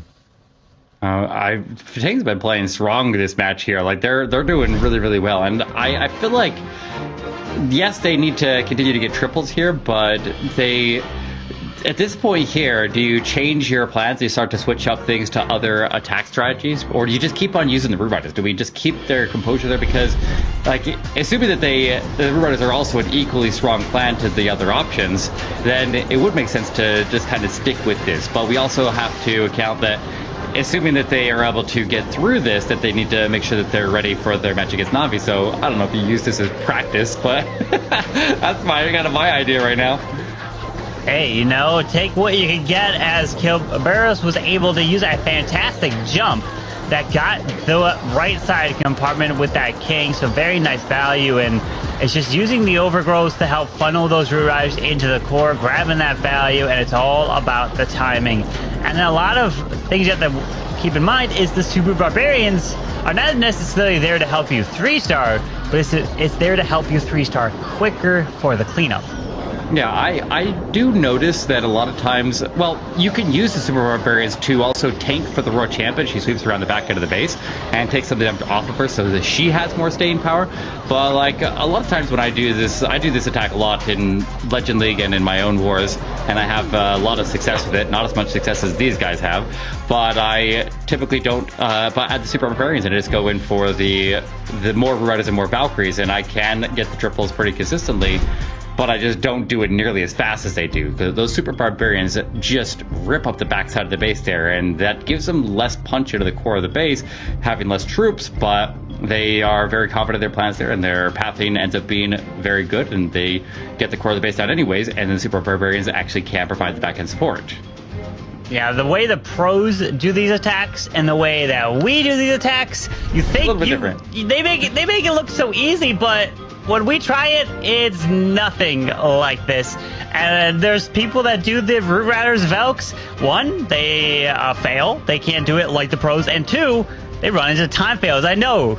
Wait, what? You could time fail at Title 16 after watching all these? It's just the way the pros do it is just, they're an artist, right? They just make it look perfect. As we're seeing now, Generalax, the captain here for Synchronic, looking to turn it around after a 99% 2-star that we saw come in from Einstein. You gotta make sure that it's all that matters right now is triples. Like, time is out the window, unless the rare case that we have a 99% time fail from Batang, in which case it would end up turning right back around. But that's even more rare than just a miss. So we'll see what happens as Generalax makes his way into the core of the base here. The jump going to carry the king in. Now this is the time that the king is actually in the proper position to be able to help out in the core, but he already burned his giant gauntlet, so he can't just take down the core in a couple of big swings. And so he's going to just fight with the main pack there through the town hall, fighting off the defensive CC. Lots of archers. Wow. Alright, it's all archers. Was that all archer CC? Yep, that's a lot of Archer CC, as the Tassa farm was on the far outside to the left, using his Super Barbarians to help take those down, as the Hog Puppet comes from the World Champion with the freeze on the backside, and Generalax absolutely crushing this one here. So it is a 3-star answer, but they're just crossing their fingers and hoping that they can get a defense against Batang. Yeah, nice clean attack here. Very, very controlled. Not rushing. It felt like he was able to just set it up here properly, but he's still, like, even when he's not rushing, it was still okay. When I say not rushing, I'm also speaking in the sense that I said that Einstein just recently broke the world record on attack time at 53 seconds. Well, within a week before that, Generalax had broken the previous record there at 56 seconds, and then Paddle from Free Agent set it at 54 seconds right in between. So like that world record on attack time had been reclaimed 3 times within a week leading up to this World Championship qualifier. So he was one of the top players right there. So when I see him put it in minute 13, it feels like he's taking his time. He is taking his time, you know. He makes it look easy. That's the way they do it here. As the Root Riders made their way straight on the core, and in this one, Gaberos was like, you know what? Let's go with a bunch of archers. And now with the update, you only need one person to help fill up a full 50 troops inside of the clan castle, which is very nice. It would take a lot of gems in order to do that, unless you had all the archers all ready to go. How long does it take to cook 50 archers? Is it worth 50 gems? I'd say so. Yeah. I mean, there's a lot of people that I would be lazy and not gem it though, Carvin, personally. I get those 1 gem donations, and it's 1 gem to donate an archer. Anyways, I guess I don't need a gold pass for that technically, but you know. Yeah. I don't know if I would not just gem it. I think I would. You just be clicking the gem, and we just hear that gem sound just going crazy. Yeah, it's from you. Yeah, for sure, absolutely. And I would be surprised if you didn't just throw in 1 witch in there. You know, obviously. Yeah, we can't be missing out on that. All right, well. Absolutely. So, nice triple there. However, they still have to find a defense here on a very, very serious note. Invincible LG getting ready to go in, and Einstein now going to be on defense, and if they can just find somewhere to hold it back, but it's just so difficult to stop Batang. But let's also remind you that they have roughly a 90% hit rate. Like, if you average all the players there, it's roughly a 90% 3-star rate there. So every other war that they play, they have misses. And Synchronic has been a team that has very, very good bases. A lot of teams have struggled against their bases. So it would not be out of the question that they find a defense, and if it ends up being a defense, the chances that it's under 99% ends up being very, very high. So you just gotta let the defenses work. Just let your base builders take one and see if they can get the win for your team. I guess we'll have to see. Invincible LG's in, another Revider, and Valkyrie attacker with the overgrowth of the core, but he's got that double invisibility tower, which is always a little bit dangerous. Yeah, with the jump, gonna give him access into the core near the clan castle, and the queen could take it all the way to that town hall, but the king does not. He runs all the way out and around, and the queen, she's gone. She got absolutely destroyed, and that jump spell was not able to be used that effectively at all, and this is going to be a huge problem here for Batang. Yeah, he's got the overgrowth locking out one of the invisible towers. The other one goes off. The Root Riders are breaking out the right. Town Hall activated. Now the other spells in the area wake up, and he's... Oh, the overgrowth's already gone. Oh, Carbon. Oh, no. Oh, my God. This is going south really, really quick. He's in a lot of trouble here. Not just getting the triple, but even getting the 2-star right now. Oh, no. You can see his emotions right there. You can feel the emotions through the camera as he recognizes that this one went completely off the rails, and that will swing this whole war on its head. That's all it took. And again, these walls around the town hall make it so that any troops that are inside near that town hall don't go for it unless the walls are broken, if of course they are ground troops. And he sent that Royal Champion earlier. This is a situation where you would be able to send that Royal Champion in to try to secure the 2-star, but when you use it right away, because you're going for time, that's where it's going to play a role. And you could have taken the thought of going, should we just change up the strategies and go for more safer 3-stars? That wasn't the case, as it completely backfired with that 1-star. Now making Synchronic really, really happy to bring him back in this match. And Invincible LG, I notice he commonly opts to take care of these bases with these invisible towers in the core. And I know that he has a max level giant arrow on his queen, and he has been a lot just shooting a giant arrow through the town hall and using the queen to put the funnel spotters and healers, and then getting those invisible towers pre-triggered at the very start of the attack there. And he stepped away from what he typically does. He's been doing that a lot, where he either combines it with a little bit of lightning, or he doesn't bring the overgrowth, but this time he stepped out of what he normally does, and he changed things up here. And this is maybe not the best time to change things up here and step out of your comfort zone and go in with what he did go with. And I have to wonder if he should have just stuck with what he has been using that has been effective against these bases, that sometimes goes a little bit slower, but then time isn't a factor right now, so maybe that would have been the right choice.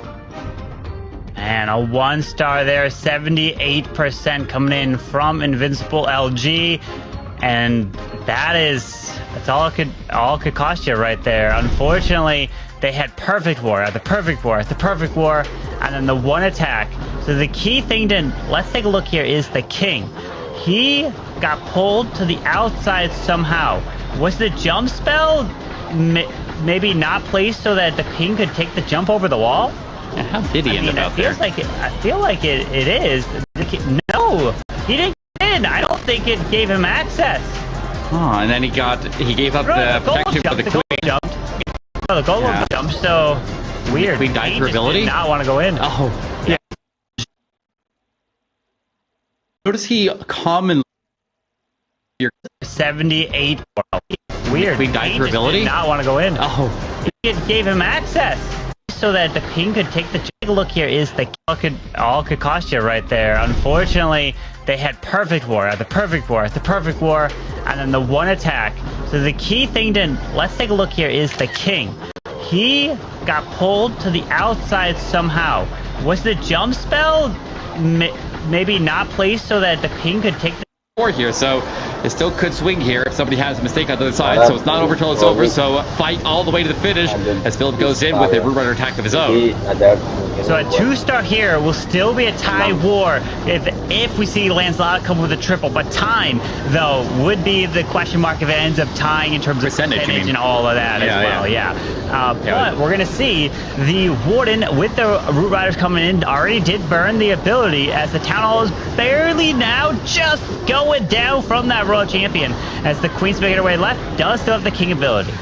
Yeah, Royal Champion stuck inside of 2 different poisons right now. One from the Town Hall. She's taking a lot of fire over there. Forced to ability, and will finish that Eagle Artillery out there and make her way to the scatter shot. But kind of struggling in that area. He freezes to try and reinforce. Queen's trying to hang on as well. She's got a lot of fire in her, but she's got access to walk around, loop into the last couple defenses here. King has a giant gauntlet. Obviously, that will carry him all the way. And now he can sit back. Oh, yeah, he's relaxed. He's relaxed. He knows he's got it on lockdown. And Synchronic not going to give up that opportunity. They will establish their lead here, and after that miss, that's gotta feel good. It feels fantastic there for Synchronic, coming in with a minute 26 triple as we're replaying Philip's attack here with those Root Riders and Valkyries, and it was the one fail that we saw coming in from Synchronic earlier was onside with a 99% 2-star. So with a 1-star that came in from Vitang, they're looking very healthy here in this match as that King does make his way from the top side, continuing to push his way around. And notice with these heroes on opposite sides and those Root Riders just going in between, so allowing them to path their way directly into the core. I feel like the only thing that's going to swing this match right now is another 1-star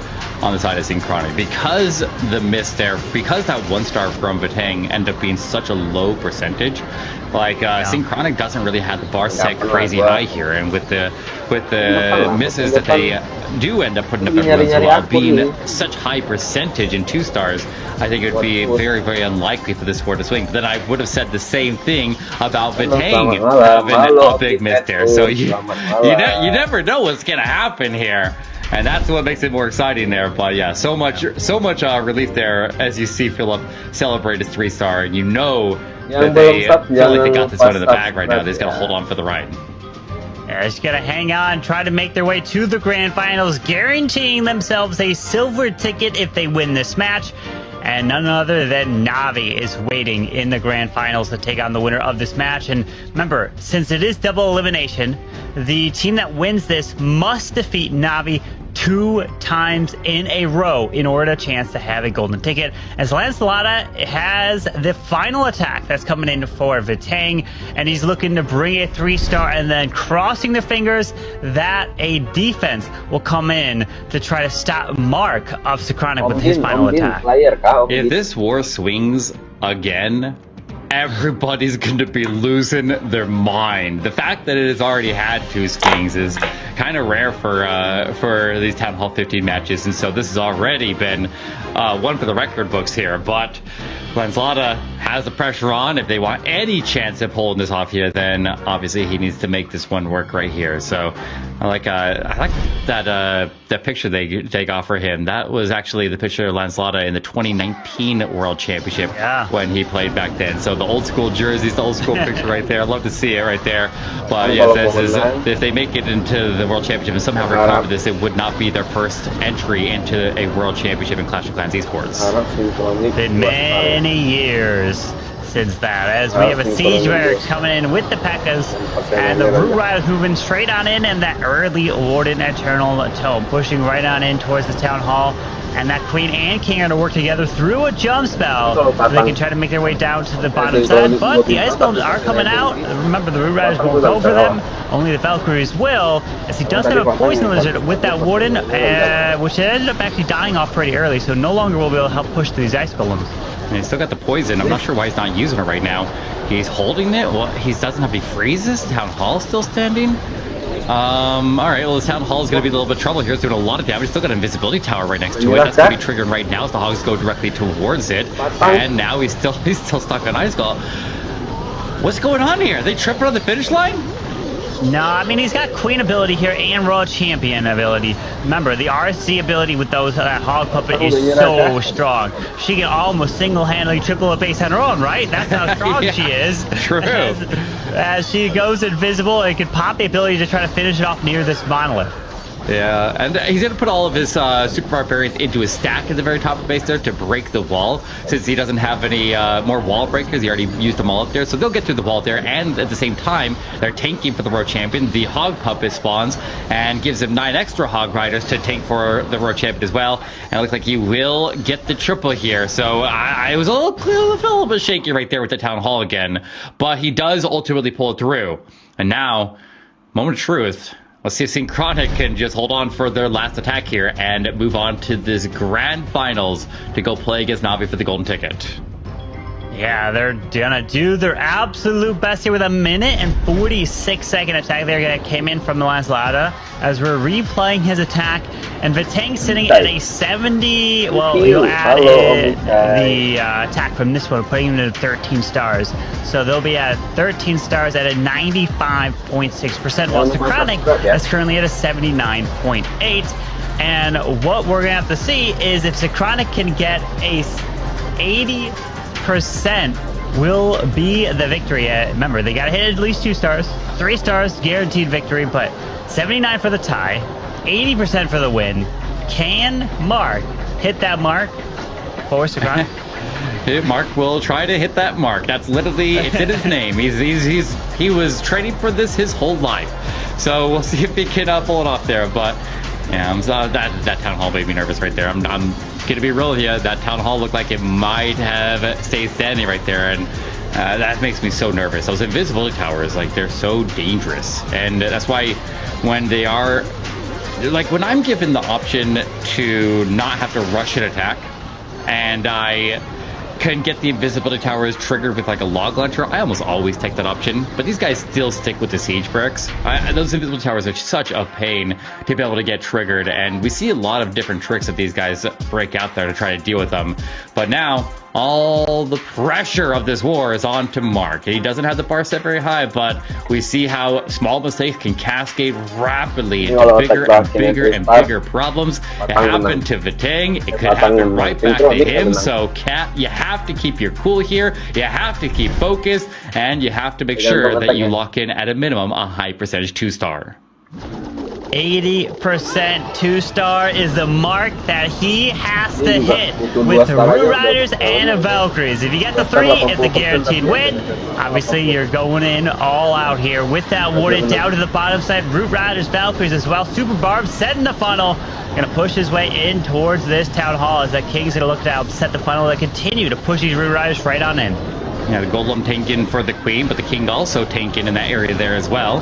They going right in between and splitting the group so that the King and the Queen can run separately from the Root Riders. He's even breaking to the north side of that compartment, which will help him step in and help with the defensive King, getting some buildings over the wall. Very, very good funnel there for the King and the Queen, and everything's going very smooth. And a lot of times that is a big determining factor whether their attack goes smoothly or not. But not only that, he also got the King to break the walls open with his giant gauntlet and gives the Queen access to leave that compartment. The town hall goes down, quickly climbing percentage here. I don't think this can be stopped right now, Carmen. I think he's going to, at a minimum, what he needs for the win.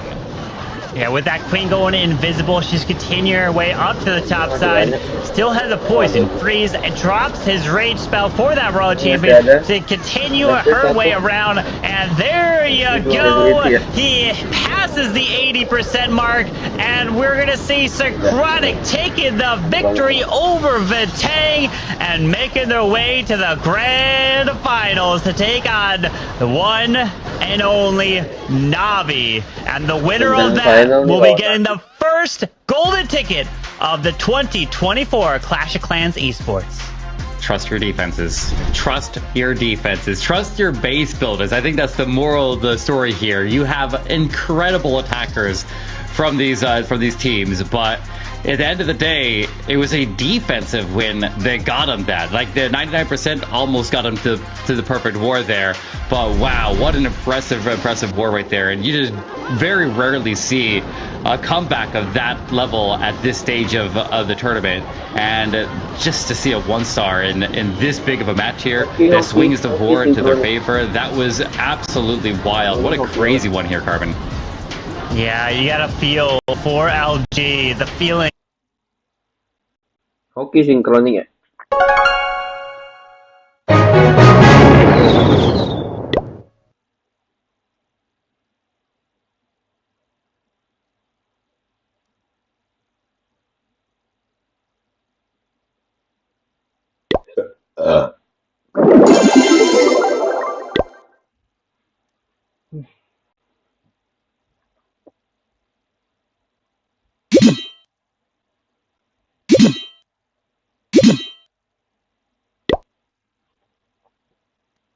Ini baru attack nih. Ini dia pakai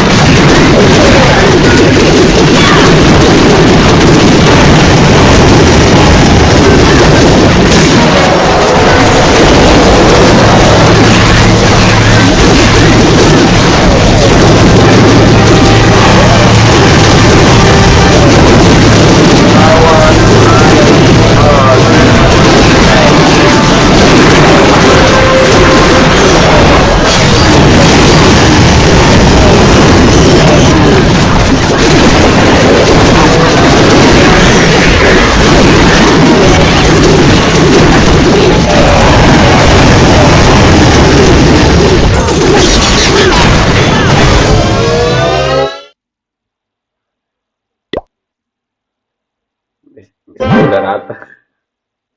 43 lagi yang ngetek. Base gue rata, nomor 43 lagi yang ngetek. Aduh, sakit.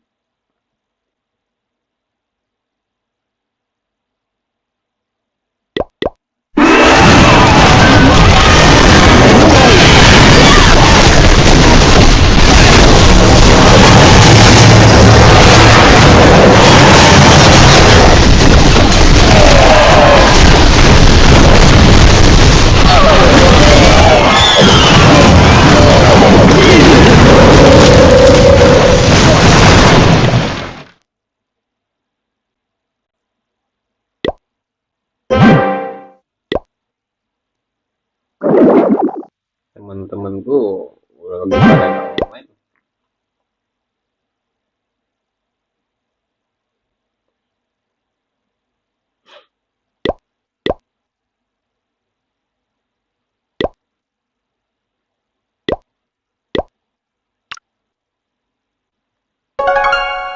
Kita attack apa?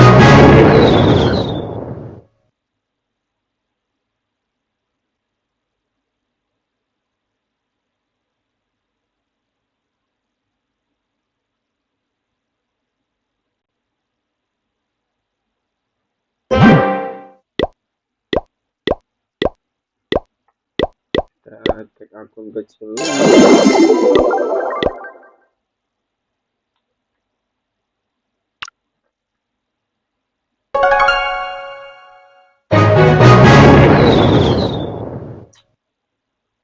Yang lagi nonton jangan lupa like-nya ya.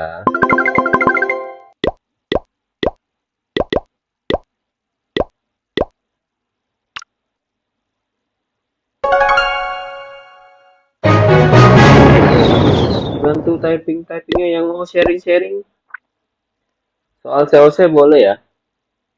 Yang mau sharing-sharing soal COC.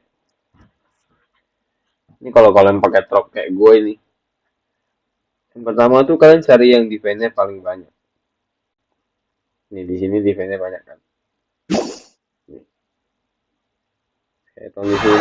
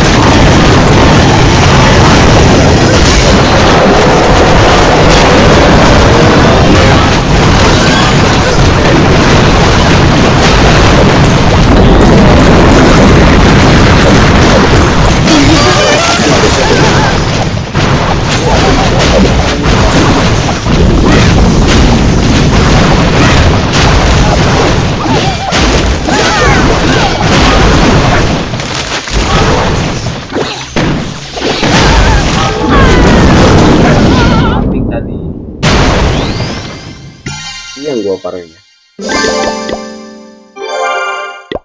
Gua udah push, yang gua push. Gua kan nih mau reset. Gerak.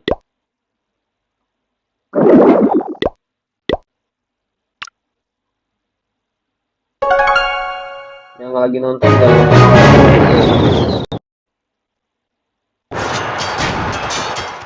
oke, bung.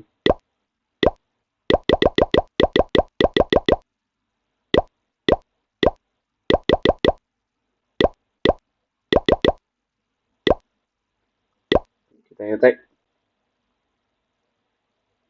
ngetek. Saja tega.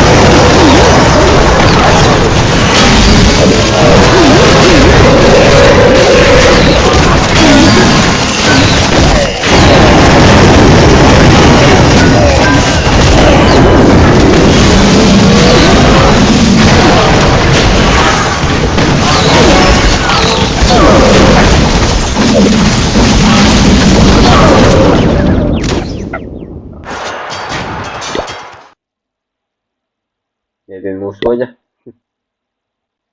Musuh nyerangnya di yang bawah, males.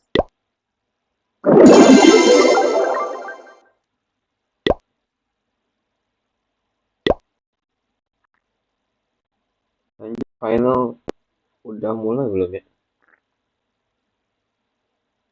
Work on the defensive side as well, so it's going to be a great one, Eric. 8 menit lagi. Yeah, but I mean, you have to also understand that Navi's going into this undefeated. They went 30-0 through the ladder stage. They went undefeated as number 1 seed in through the phase 2 of the tournament, and now they have swept the upper bracket, going undefeated across the board there. Like, they are on such an insane run right now. If you've ever wanted to talk about momentum, then Navi is the definition of it right now, as they have that crazy run, but then see Chronic sweeping the lower side of the bracket there after their first loss, and that's impressive as well. So both of these teams right off of a string of victories that is almost uncontested. So now we'll see what they can do here with some prizes up for grabs that are going to be life-changing here, Carbon. Indeed, with $18,000 first place prize, the difference of $6,000 here. Even if you lose this match, you take home $12,000. They've already guaranteed themselves that. But I mean, $6,000, that's more than most of even the tournaments that they compete in terms of the community tournaments. So that is a lot of money difference that they're still trying to fight for in first place. And we've talked about it many times. Yes, first place gets you $18,000, gets you the golden ticket, but also winning first place gets you a minimum of last place in the World Championship, which is a crazy amount of money as well, because there's now only 6 teams that will be competing there. So each team is going to be making more money out of that prize pool. So I cannot wait to see who's about to be getting crowned the very first golden ticket winner here. Yes, and it could not get any closer than those two teams with the stats, especially. Eric just said it, Synchronic has now as well momentum coming from the lower bracket. Navi, I mean, they're undefeated, right? They have always momentum. But let's take a look what the community thinks right now. Who has the upper hand? And okay, I would have not expected something as one-sided as this. Oh, wow. Lord, 89%. That's crazy. I think this has to be the highest percentage any team has gotten so far in this competition.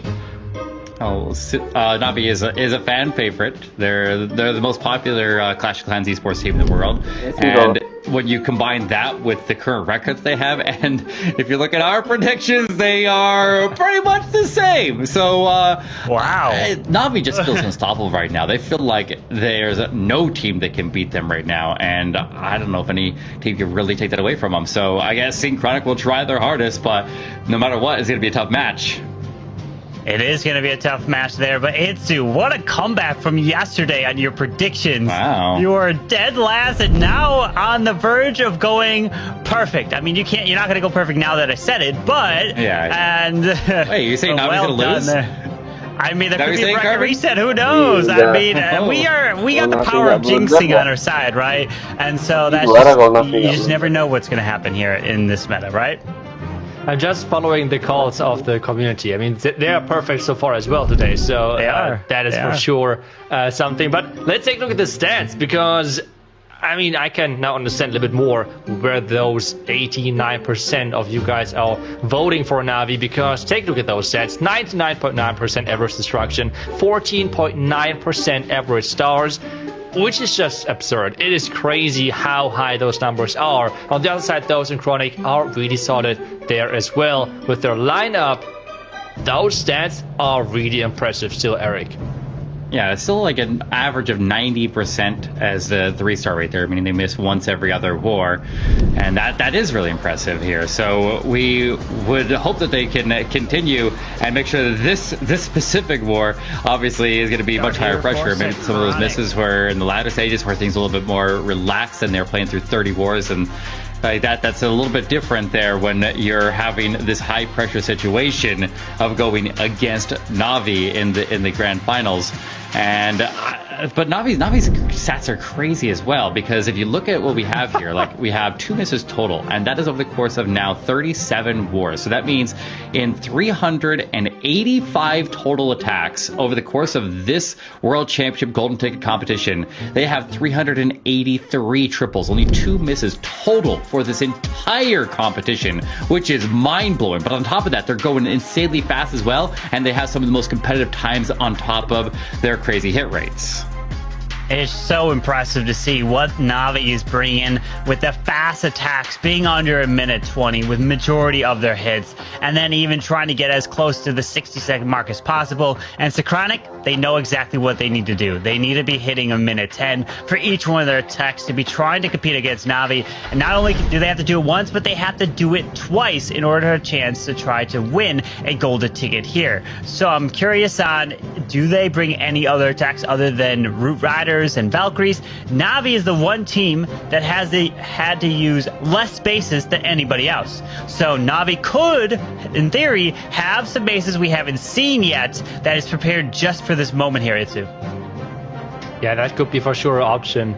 But, I mean, I think they're fine as long as Stars is not bringing the witches again. I was so scared with that one attack. I mean, Eric said it. Like, do the teammates know what strategy he's going to bring? Were they actually happy with his choice of, well, I'm going all witches, guys, I hope you are fine with that? Or did they just know and got a heart attack while seeing that he actually went in with that strategy and with that army? Looking forward, I hope I will see some Lalo again from him, but that is just impressive to say the least. And Navi's players, they're ready, they're concentrating, and they're planning their attacks already right now as we're speaking. Yeah, very just focused moment right here as they had to just go through the last couple things here, especially for like the openers, because typically P. Castro on camera now is the opening attack for Navi, the newest addition to the roster. He actually played for Class Champs last year, and he was the star player on their team. Remember when P. Castro, during last year's World Championship run for Class Champs, he had a 100% hit rate at Town Hall 15, which is an even more impressive thing than doing it at Town Hall 16, because that was a much more difficult meta. So that's insane, and he just got that World Championship title as a result of that. But then the rest of the team was around for when Navi won the World Championship in 2022. So every single player on that roster has a World Championship title under their belt, and still to this day there's actually no player in the world who has 2. So one of these times we're going to see one of these teams make it up there, and we'll see a double World Championship title player, and that could very likely be a team like either of these, as they have been performing at that level consistently.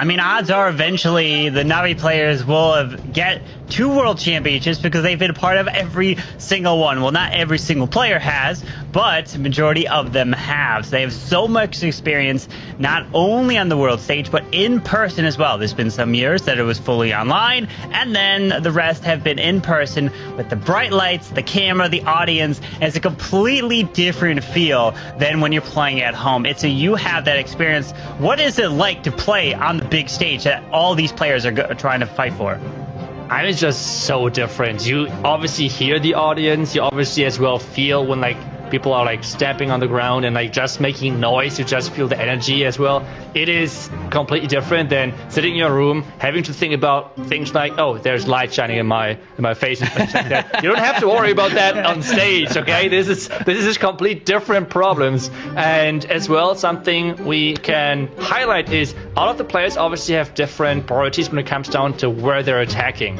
We have seen some players attacking from the table. I think the majority are actually doing that. We have seen some players are like laying in bed and things like that where they can concentrate the best, but on stage that's different. You have to sit on that desk, you have to sit on that chair and get your attacks in, and that's what it's all about. And we are getting ready for the first attack of this epic showdown, of this epic final, and Simon is going to lead the charge for the Synchronic.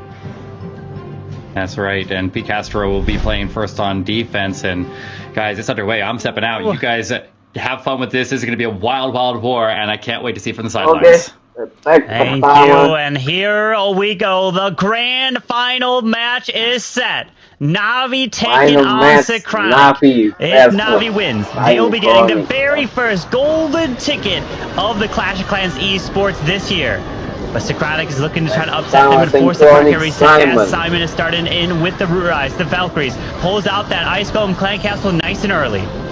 And he's going with a lock launcher, something which we have not seen that often. Typically, we always see that these barracks, but remember, this is the base, I believe, which gave DP quite some problems and struggled quite a bit versus it. He was able to triple it in the end, but it was a close one for sure.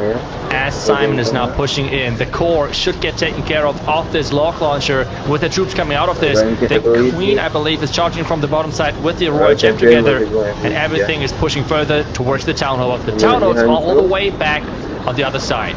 Yeah, he needs these Yetis to jump over. Does decide to freeze the Town Hall with Super Barbarians come all the way through the top side as the Royal Champions Fox has gone down. But pops her ability to, so the Hogs come through. Gonna have to deal with a bunch of these ground skeletons as these Yeti Mites are jumping the wall for the Town Hall. Takes that down as he continues with finally not popping that Queen ability. Yeah, finally popping that Queen ability, but this is looking like the first 3-star, and this is looking like a really fast attack as well. 1 minute and around 20 seconds it should be with the last building going down. So a solid first strike for Synchronic. Simon getting the job done, and Navi has to follow. We have talked about it. P. Castro not only the first person to defend here, but as well typically the first attack in to open things up for Navi. And it was in the end actually a 1 minute 21 second attack. I think he was thinking it could have been even faster. He wanted to be closer to minute 10 because he knows that is what Navi is capable of doing for every single one of their attacks. As the push went right through the Ice Golems, and notice how Pikachu's base had the Clan Castle pretty exposed towards the outside, meaning you could pull it very quickly, which in theory could change the pathing of your troops depending on if the Ice Golems go a certain way, your troops go into a certain compartment, don't take someone down. But still, this log launcher and freezing up that core so that logs could open up the core, and then the Yetis coming out got some fantastic value. Yeah, but this outside Clan Castle is a really common base building approach in Legends, because what it does is you have then 2 areas of high damage. The first layer is around the Clan Castle where you're forcing an early warden ability to get through the defenses there, and then you have a second layer around the Town Hall. That's exactly what is the type of base on this one. We have the Expos, the multi-arch tower, and the merged cannon around the Town Hall, but then we're having all of the defenses around the Clan Castle. So it's 2 high damage areas, but you only have 1 warden ability, and by the time where you reach the other Town Hall side, the healing effect of the Eternal Tome and the healing book combination has already run out, and this is where people are then struggling a little bit with power sometimes. But obviously, if you're as good as those players, then this might be just a time thing, which is just another really nice trick for base builders to make attacks like the Mass Root Rise a little bit harder to execute. Yeah, they're just trying to be as efficient as possible. And they know one fail, a single 99%, could be the difference in this match, as P. Castro is coming in first here to set the tone for Navi. We saw Simon coming with a minute 21 triple for Synchronic, and now P. Castro's looking to answer or even beat that time. Both these teams know that the other is capable of putting up a very quick, perfect war, so that must put even more pressure, as now P. Castro is ready to answer the call with 8 Root Riders, Valkyries, and an Overgrowth spell. That's right, we have the Frozen Arrow this time around, so hopefully we do not see a case again where the Inferno Tower is going to win that 1 versus 1 for a 99%. But instead we have now the Root Riders, the Queens funneling everything, the King is getting jumped into the Monolith compartment, everything working alongside each other. But wait a second, the Clan Castle luring that King away and the Monolith is going to stay alive. Is this going to be a big problem now though?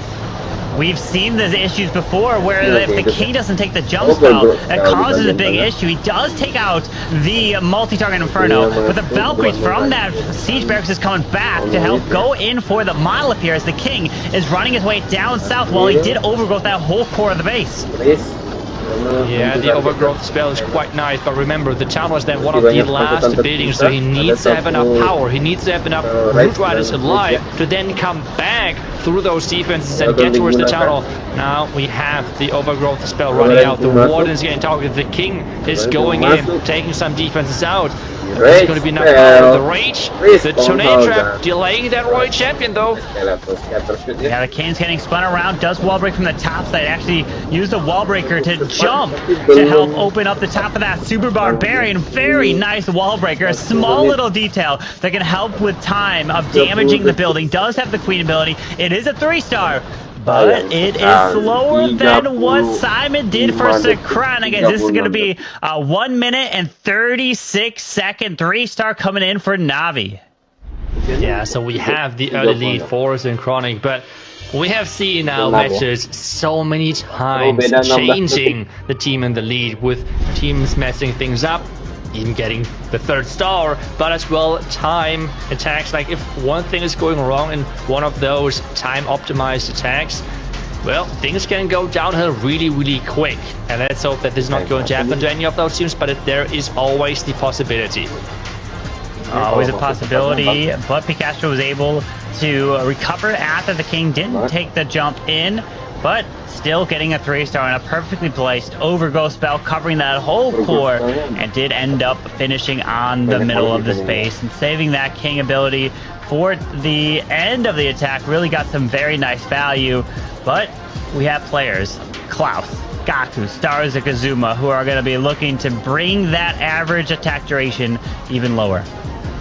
Yeah, they would try their best to do exactly that, but now first we have the next attacker for Synchronic, I believe, to go in with their next attack and hopefully showcase why they're here, get their best possible attack in, and showcase what they can do, what and why they are at this stage of the tournament. Yeah, with the RC getting fantastic value using rage spells, and we're seeing a lot of pros do that, where the rage spell paired with the Royal Champion can be very strong, and then the hogs and the hog puppet that come from it just raged up, moving on through. And the nice thing about the hog puppet is when you pop that RC ability, you have the RC go invisible for that quick second, so that the defenses stop targeting her and change targets. As now Einstein is up next here for Synchronic to try to bring their time even lower, as their first attack from Simon was 1 minute 21 seconds. Yeah, really solid and quick attack. Can he recover, or can Einstein now recover from his 99, which he got in the last match though? That is the big question, versus Kazuma, who is on the defensive side of this one. And we have the common epic equipment combinations, the epic equipments for King and Queen, and then the common equipments for Warden and Royal Champion here. But the strategy overall stays the same, with the Root Riders, with the Valkyries, with the Barbarians, and he is splitting things up quite a bit. That is a quick opening attack from a different angle. Yeah, with Root Riders moving on through, he wants his heroes to remove the defensive king. Does send a few headhunters to slow him down. Dropping some skeleton spells out in front of these Root Riders. Looking to push his way through as the Clan Castle is a little bit deeper, further into the base as his king can pass into the Town Hall. If he grabs that, that can really help protect these Root Riders. Yeah, and so far the wave of Root Riders is just perfect. Like, you want to have like an even spread going through the village, and so far this looks amazing from what he's doing. But right now they're clumping up a little bit, which should be alright because the the healing folk of the Warden is keeping things alive. There goes the rain spell now. Is it enough coverage for the back end? I think he should be alright with the World Champion spawning up. Wait a second, there is a ton of spring traps, and those hogs are getting spring trapped away really quickly.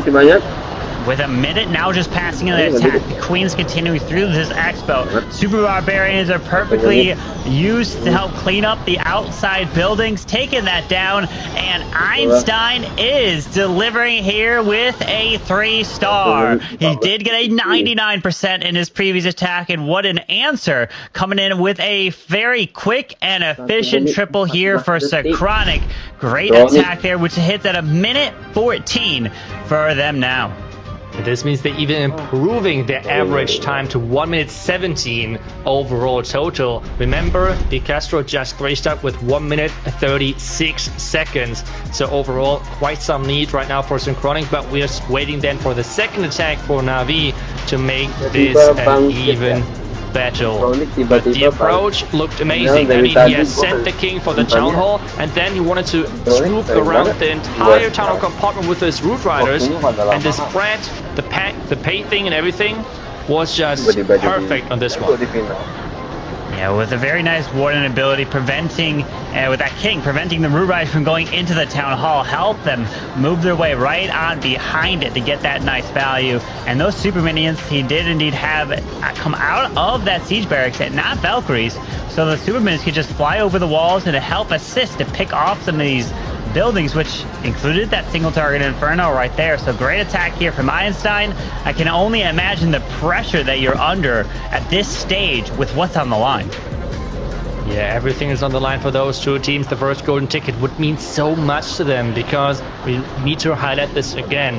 The last years we had 8 golden tickets total.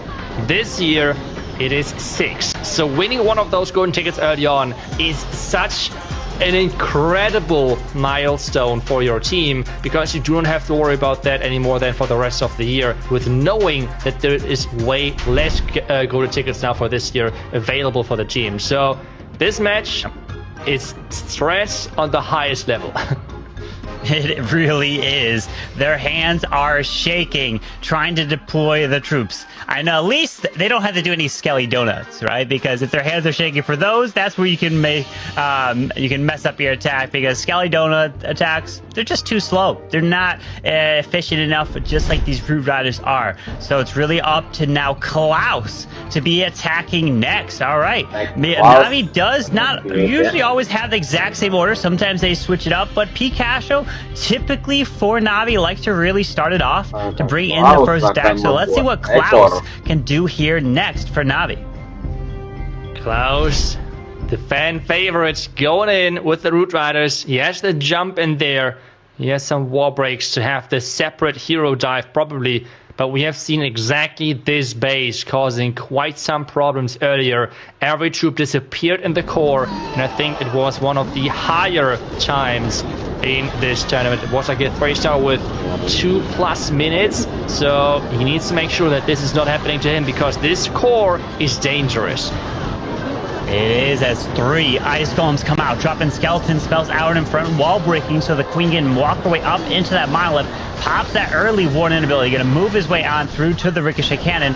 Remember, there is an invisibility spell right next to that Town Hall, which can cause an issue with pathing, as we have 1 jump to use in this army. Yeah, only 1 jump, and he's using that on the back end. The Queen is in danger. Wait a second. Forcing that ability. The healers are trying their best to keep that Queen alive, but the core is staying alive. But we have a huge wave of Root Riders coming in from that bottom side. The down spell has not been deployed just yet. Where is he going to deploy that? Is that for the Queen? Is that for the Barbarian King? But the Root Riders are there, so the jump spell is not really needed right now. I don't know what he's going to jump at this point. He decides to jump that queen. A couple super barbs coming into the top side. Super minions taking out that multi-arch tower. Yes, that goes down. That's going to be clutch. So he does not have to come back for it. Look at this. 99%. And he's finishing on the town hall. The very last building to take down. And it is a 3-star coming in for Klaus with the Root Riders and Valkyries. And now a minute 20, bringing their time down to stay competitive in this match. Yes, so just again quickly summarize the time for everyone. We have Synchronic with 1 minute and 17 seconds on average so far, and Navi is in this one with 1 minute 28 seconds on average. So really close, those two teams, considering that we had only two attacks each in between the two teams, and there's still quite a few attacks left in this one, so things can change a lot. It can change indeed. A total time difference right now is 19 seconds, deciding these two teams here when you don't take the average into account, just total time between them and how quick and efficient they can be. But I was scared, just like you were, with that invisibility spell next to that mile of the queen ability. If the queen died through ability, that could have been terrible, but luckily he did have the invisibility vial to allow the queen to go invisible, and the healers healing that queen back up. Yeah, that was scary for a moment for sure, but really nicely reacting to getting the job done here with the freeze, and then having just too many Root Riders left alive for the back end. The jump spell, not everything went to plan, but it really nicely reacted to get the job done versus this base of Synchronic or Philip. Now it's back again to Synchronic themselves. They have to attack next, and so far they were one of the teams who on offense, well, there was from time to time a moment where they were able to maybe not perform on the highest level. They were so far the team with the craziest defensive stats, but they have to make sure that their offense in this match especially is just perfect and super clean. Yeah, General X, who has been voted the MVP several times for Synchronic, is up next. So let's see if he's going to bring an MVP caliber type of an attack here for their team. Remember, this is the grand finals. This is the very first match if Synchronic wins. If Synchronic wins, then you get a bracket reset and you get match number 2. But if Synchronic loses, Navi is given the golden ticket, and that is it since they're from the upper bracket. But now General X, the captain of Synchronic, is in with that Queen King off to the right, going down nice and early within 5 seconds. We already have the King, Siege Barracks, World Champion, and the Root Riders are down with the Warden, as 10 seconds have now just eclipsed this attack.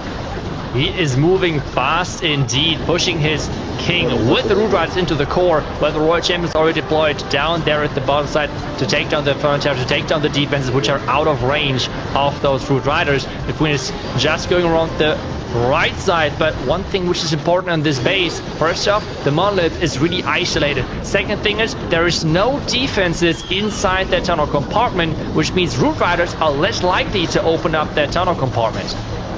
Yeah, he does attack from the opposite side, which means that it could be quick attacking from the opposite side and the end to the top all together, but it is also risky, as he does drop a freeze out of the backside scatter and that Expo, popping the King ability. Now Root Riders opening the wall into the monolith, freezing it up and freezing the Queen at the exact same time, as he does wall break to allow to try to have the Queen potentially step into the Town Hall. Yeah, the Queen getting raged up now to take down all of the buildings around it. He has still the Queen ability. There's the healers, what is the equipment looking like? And that is the answer there. 1 minute 40 seconds on the clock still, which means we're going to get closer to the 1 minute 30 second mark. Yeah. This is for sure one of the slower attacks. The Barbarian King even staying alive, which means he's slowing down even further. Especially if that Queen is now getting stuck on that Barbarian King, that could cause some problems, but I think she should skip him and take down the Army Camp first. And that is going to be a 3-star. But let's take a look at the time. 1 minute, around 40 seconds, I think, was this one, which is dropping their average time by quite a bit. And yes, indeed, 1 minute 39 seconds. And this is, well, not looking good there for the average time then. I will just wait for the updated average time here, but I think it should be around 1 minute. Yeah, 1 minute 24 seconds is now the official Average time for Synchronic, 1 minute and 24 seconds. Na'Vi, 1 minute 28 seconds, but they have to do one more attack, which could either increase or lower this time. Yeah, this next attack is gonna be a huge attack here for Na'Vi. This one from General X is really making this war, bringing it back closer. Then every single attack is gonna be playing a role here. And General X, unfortunately, yes, it's a 3-star. He wants to be quicker. He needs to be more efficient with the troops trying to get it down. But I really like how you use the wall breakers and open the walls for the multi-target Inferno so the Super Barbarians can go snipe them and take it out.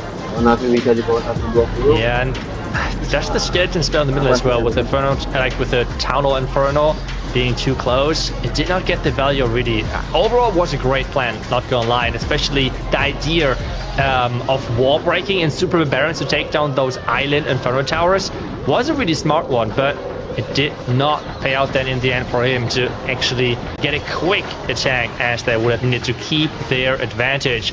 The question is still, is Na'Vi going to show up and get their quick next?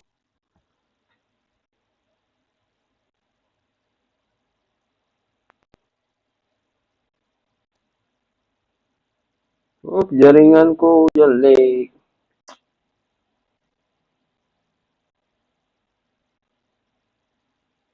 Next attacker is Gaku, which I'm just gonna be quoting. Okay, it's not from me, but it's from somebody that has been casting here. His name might be going by Eric, who said that Gaku is the weak link on Na'Vi. I didn't say it. Okay, this is coming from Eric because Gaku is the only player to have any fails throughout this entire tournament. Every other player on Na'Vi is perfect, and Gaku is looking to come in with the Root Riders, the Valkyries. Can he triple with speed? Yeah, but I feel like that Synchronic, based on the traps with the skeleton traps there, for example, the Barbarian King, they have somewhat seen this entry point. Maybe there is a ton of giant bombs for those Root Riders, so they have definitely seen this type of entry. But is it enough to then either force a slow attack or to force a defense? That's the question. Can Gaku push it all the way through? The Royal Champion already struggling, has to force the Royal Champion ability. Things are not going in the favor of Gaku. This attack, I think, was somewhat baited.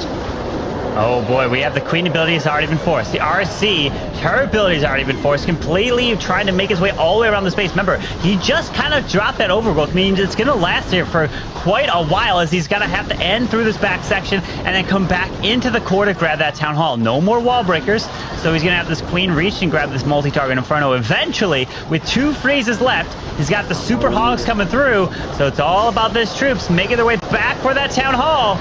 The Rage is there. The Royal Champ. No, wait, the Royal Champ is still there. I was just not sure with how many troops there were, but Thanos going down, and in the end, Gaku has everything under control. I feel like overall, Rage Towers are great, but Overgrowth is just countering them so much. It's all about the correct timing, though. You want to make sure that the Overgrowth spell is getting deployed after the Rage Tower is triggered, because this makes then the Spell Tower completely useless, and this means it's overall 1 minute 33 seconds, and this is pushing their average up to 1 minute 29 seconds compared to this average of Synchronic with 1 minute 24 seconds. So an average of 5 seconds is the difference between those two teams. And with that average of 5 means a total score of a time of 15 seconds. That is the differential. So, now here's the question. If it came down to 2 players, Synchronic has Mark and Phillip, Na'Vi has Stars and Kazuma, and let's say it was completely even, which it is right now, and you give Synchronic a 15-second lead, who you taking, you know? With Synchronic having a 15-second lead with these 2 players for each team, it's gonna come down to the very end. Oh, it's gonna be a good one. It's going to be a good one for sure. The match could not be any closer, man. 15 seconds is not much considering that we had already 3 attacks each. I feel like this has to be one of the closest matches we had so far in the tournament, because I feel like by now most of the teams had a lead in some way. It was actually a significant lead, either by stars or by then the average time. But this one instead so far is still close, and we have then the next attacker hopefully soon happening. Yep, Synchronic is going to be looking to lower that time even more. They want to add to their 15-second lead, and it's just crazy. Just literally one troop that you drop in the beginning could be the difference in exactly that. As Philip is now coming in here for Synchronic. Of course, it's most likely going to be Root Riders and Valkyries who are going to be seeing all day today. But Stars, when he does his attack, who's defending right now, he might not be coming to Root Riders and Valkyries. He's been coming with Lalo, and then he came in with an absolutely insane attack in their previous match, which was Mass Witches.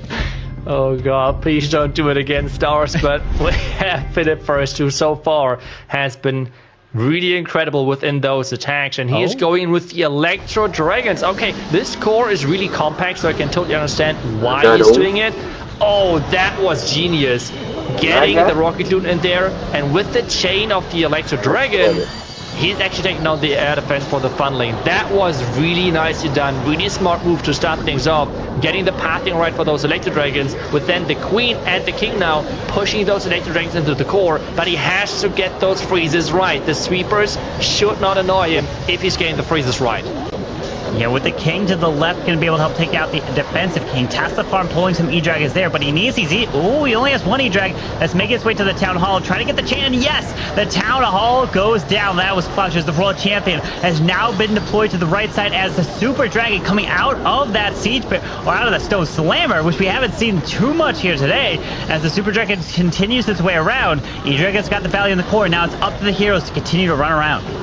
Oh, but the Throne Tower is staying alive. The Queen won't be able to reach it. He has to pop that Queen ability to make sure that the healers are tanking. The Royal Champion with her equipment and ability still there. He's going to pop it, but it's going to go right into the bomb tower. But I feel like, is it still going to be enough? He's celebrating. He knows it is actually indeed enough. The Throne Tower is nearly dead. And it's the 3-star with 1 minute, I think it was 1 minute 18 seconds, which would improve their average time. And that is actually a massive, massive attack for Synchronic in this one. So, what Na'Vi has to do in their next attack in order to tie this matchup 100% is either Stars or Kazuma must get a 63% 2-star to tie this matchup. That's the mark that they have to do in the very next attack, which is totally feasible, but it's difficult. That is going to be a very difficult mark to hit, but I mean, a player like Stars or Kazuma, they're definitely up for the challenge. They're up for the challenge for sure. If there is a team who's able to come back from this, it has to be for sure Na'Vi. But on this attack, the spell usage was beautiful. He always made sure that he was able to freeze the scatter and the Town Hall and the Sweeper all together. Great spell timing and placement there for the freezes in the core of this base. And then the backhand was no problem either, even though only the Royal Champion survived. But hey, that's already enough, right? Like, you need only one troop to survive or one hero, and that is exactly what he did there. Nicely done to get this 3-star for his team. Yeah, I'm here. Did I say 63% 2-star? No, it has to be a triple. 63 seconds. 63 seconds is what they have to get in order to tie it up. There you go. Okay, a lot of you knew what I meant. 63 seconds, not 63% 2-star. That would be almost a guarantee for the other team to win. So can Stars or Kazuma get that 63 seconds to tie this matchup in terms of the time? Because that is what Synchronic is in the lead with right now. That's right, and Na'Vi's up next, so they could either make this now closer or fall even further behind. And I feel like at this point, falling behind further than what they have already with those kind of like 15 seconds, which that was before the attack of Philip. Yeah. With only one attack left then, that would have been not the optimal position. So they need to make sure at least staying close to what Philip just did, or equal, to make sure that then Stars, as the last attacker, has the chance of coming back. Because Kazuma is going to attack next, and he's going to attack one of the main base builders of Synchronic with Mar and his base probably. Yeah, with Mark trying to defend. Not many attacks left here. But remember, this is the first match of the Grand Finals if Socronic wins. Because Socronic is coming from the lower bracket, they must force a bracket reset to have a chance of getting a golden ticket. But here we go. Kazuma is looking to hit 63 seconds. If he does that, they will be tied exactly in this war. Granted, it's a 63-second triple here for Kazuma. He's coming with the Root Riders. Valks does have the overgrowth.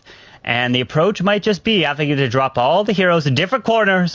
With the Root Riders coming in to try to be as quick as possible. As the Root Riders, Siege Barracks is down.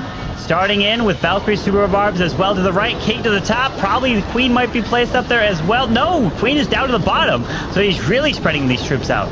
He is really making sure that every angle of this base is getting attacked from his troops. There goes the Rage, there goes the 1 ability. Nicely waiting for the defenses to first deal some damage to his Root Riders to then take advantage of the invincibility and the healing effect of this equipment combination. The Queen still trying her best to support the troops, but she is kind of... Please don't go for the wall. She is not. She's going around for the bottom side, bottom compartment. And the Overgrowth spell doing so far a great job of making sure that there is no damage on those troops. Yeah, passing right by this town hall right now. Queen still has her ability, has her rage, which can really speed things up. We're just passing 50 seconds here, so he's on track for the 63-second mark, trying to get to that as close as possible. 1 rage left, trying to get to the tower. There's 60. Okay, he still has to get to the core. He had to wait a little bit for that Overgrowth spell to wear off. Place the rage. He's placing it. I don't know, maybe not perfect, but it is for sure a quick 3-star. But was it quick enough to stay close? I mean, those two teams are like going back and forth non-stop. And this was a 1 minute 14 seconds. Wow. So it was faster. They saved some seconds for the last 2 attacks of this match. Mark versus Stars. This is the last matchup. And this is not much time between those two teams. Around a 2-second average difference between those teams. That is not much, Corbin. That is not much whatsoever. It's not. Absolutely insane. Coming down here in literally a matter of 2 seconds average, calculating to 10, around 10, 11 seconds here. That is really the actual difference here. And that could be a matter of your troop walking a little bit, grabbing a building, forgetting a building, your wizards getting dropped a couple seconds late to take out a storage. Like, all these details matter, and it's coming down to this final attack here to see if Navi can win a golden ticket.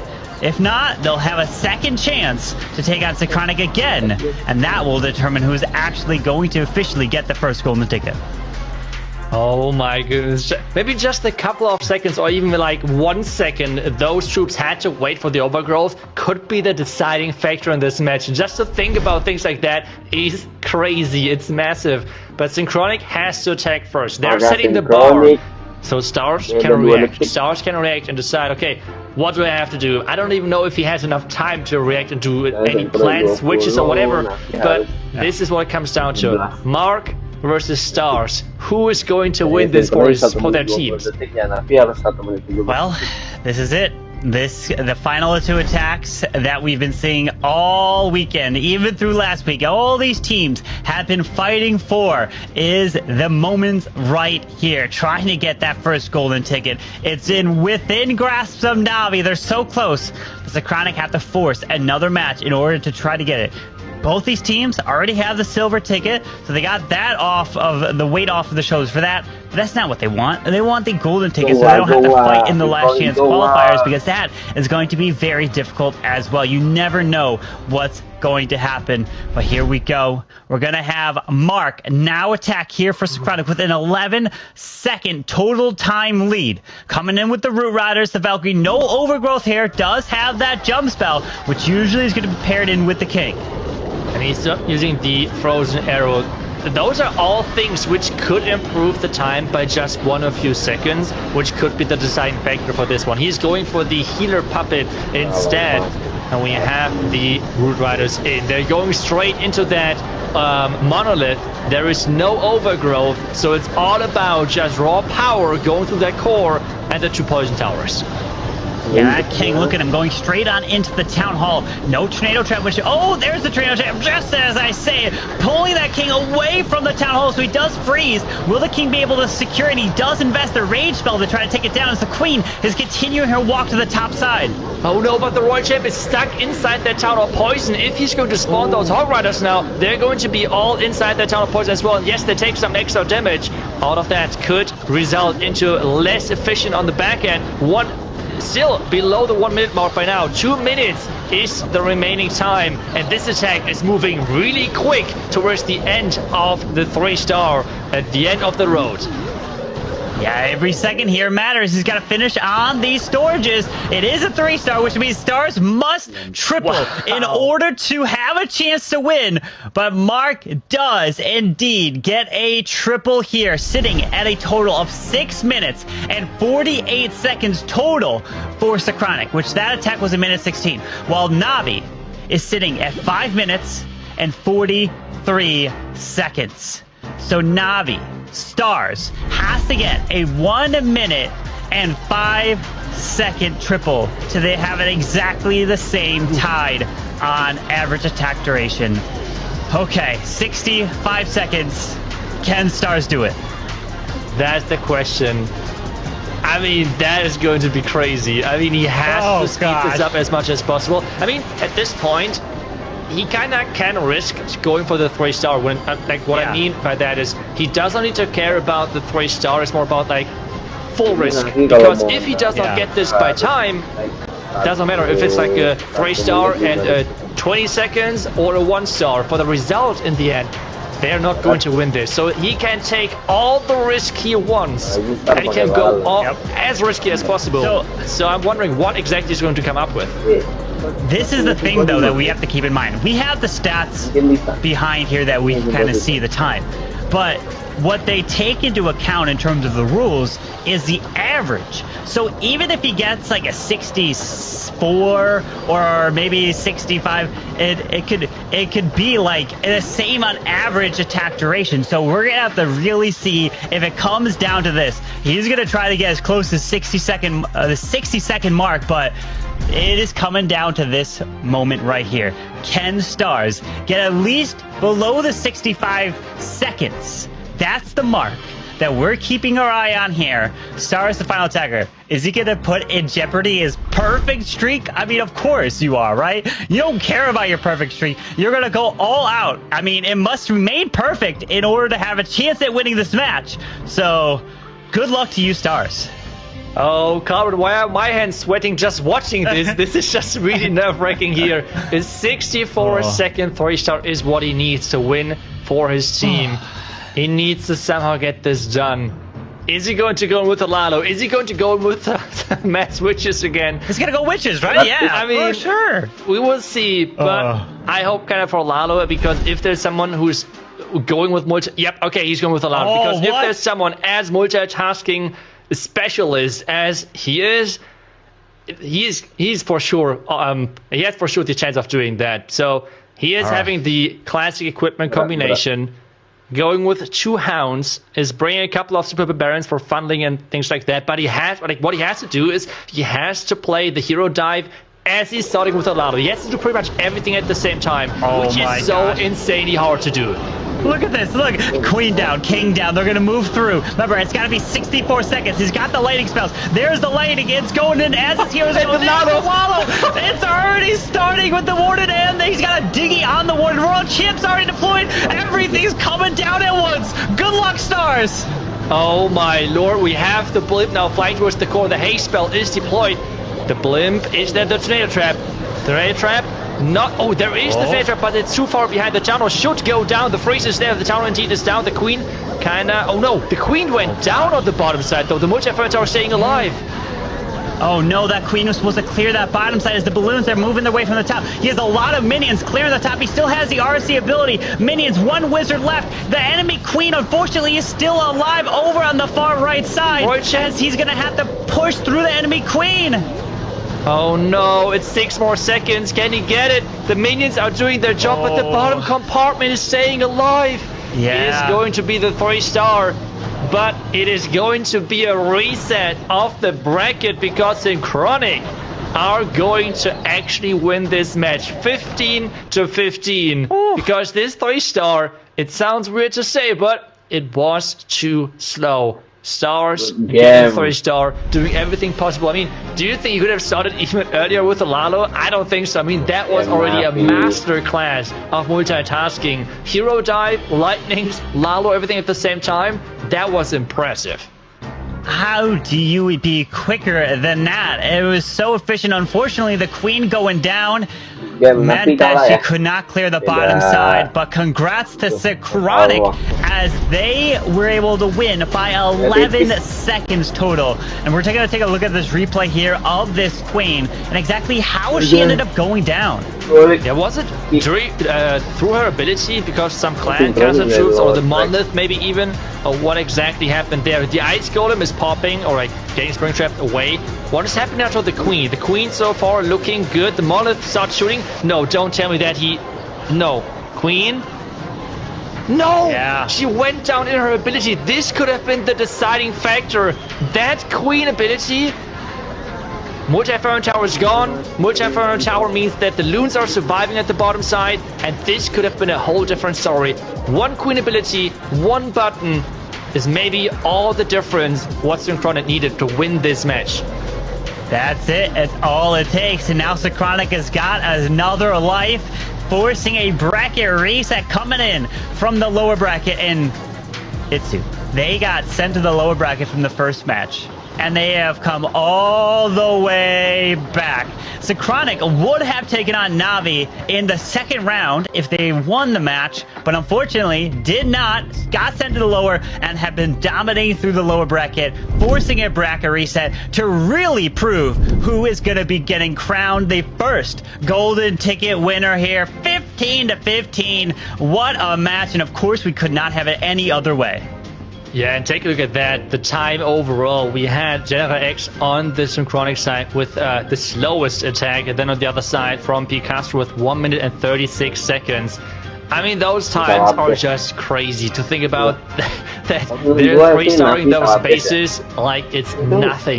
What an incredible match that was. And as we said, it is going to be then the reset of the bracket. And there were only a couple of teams in the history of Clash Esports who were able to get a victory through the lower bracket, and it was actually Na'Vi on the other way, like on the other side. So Eric, what was your impression of that match now? It just goes to show you the smallest little things there, the smallest little details that just trim up a few seconds here and there. When you're playing at this level of play, it's those little details that could cascade into bigger and bigger problems. And if it costs you 10 seconds, that could be the difference of the war. And we see it right here. That was absolutely insane. But what's even better is we get to see them play. Kecewa coy. Thank you. Lanjut selesai kita.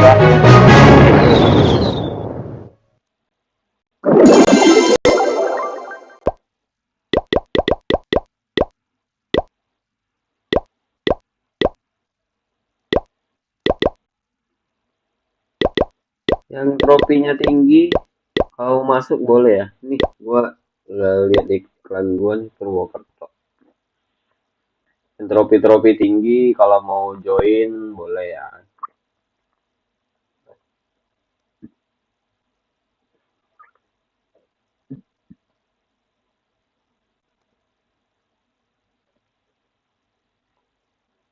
Yang merasa trofi tinggi, mari bergabung sini yang merasa trofinya tinggi ya.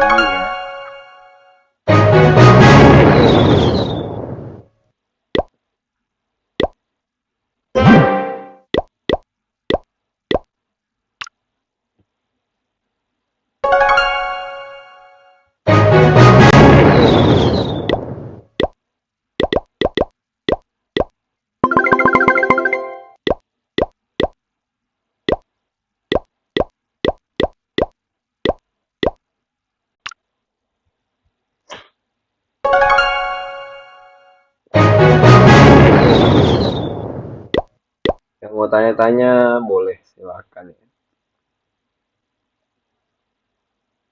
Yang mau tanya-tanya Kita sharing-sharing aja ya. Sharing-sharing kita yang mau tanya-tanya soal COC boleh ya. Kita saling sharing aja. Aku juga masih perlu banyak belajar.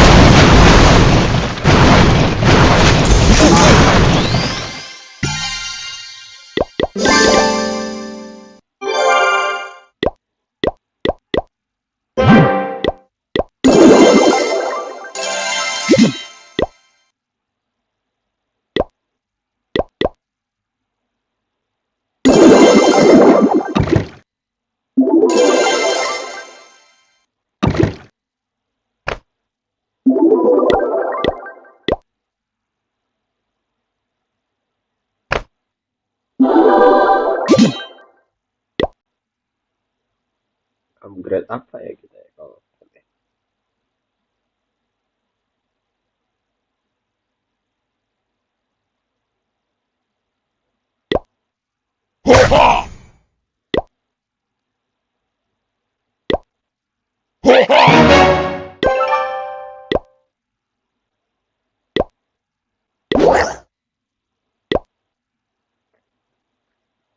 Oke, thank you yang udah nontonin live gua. Besok kalau sempat gua live lagi. Terima kasih banyak, gua udah mau off ya. Jangan lupa like, share, subscribe ya. Jangan lupa subscribe, terima kasih banyak. Sampai jumpa.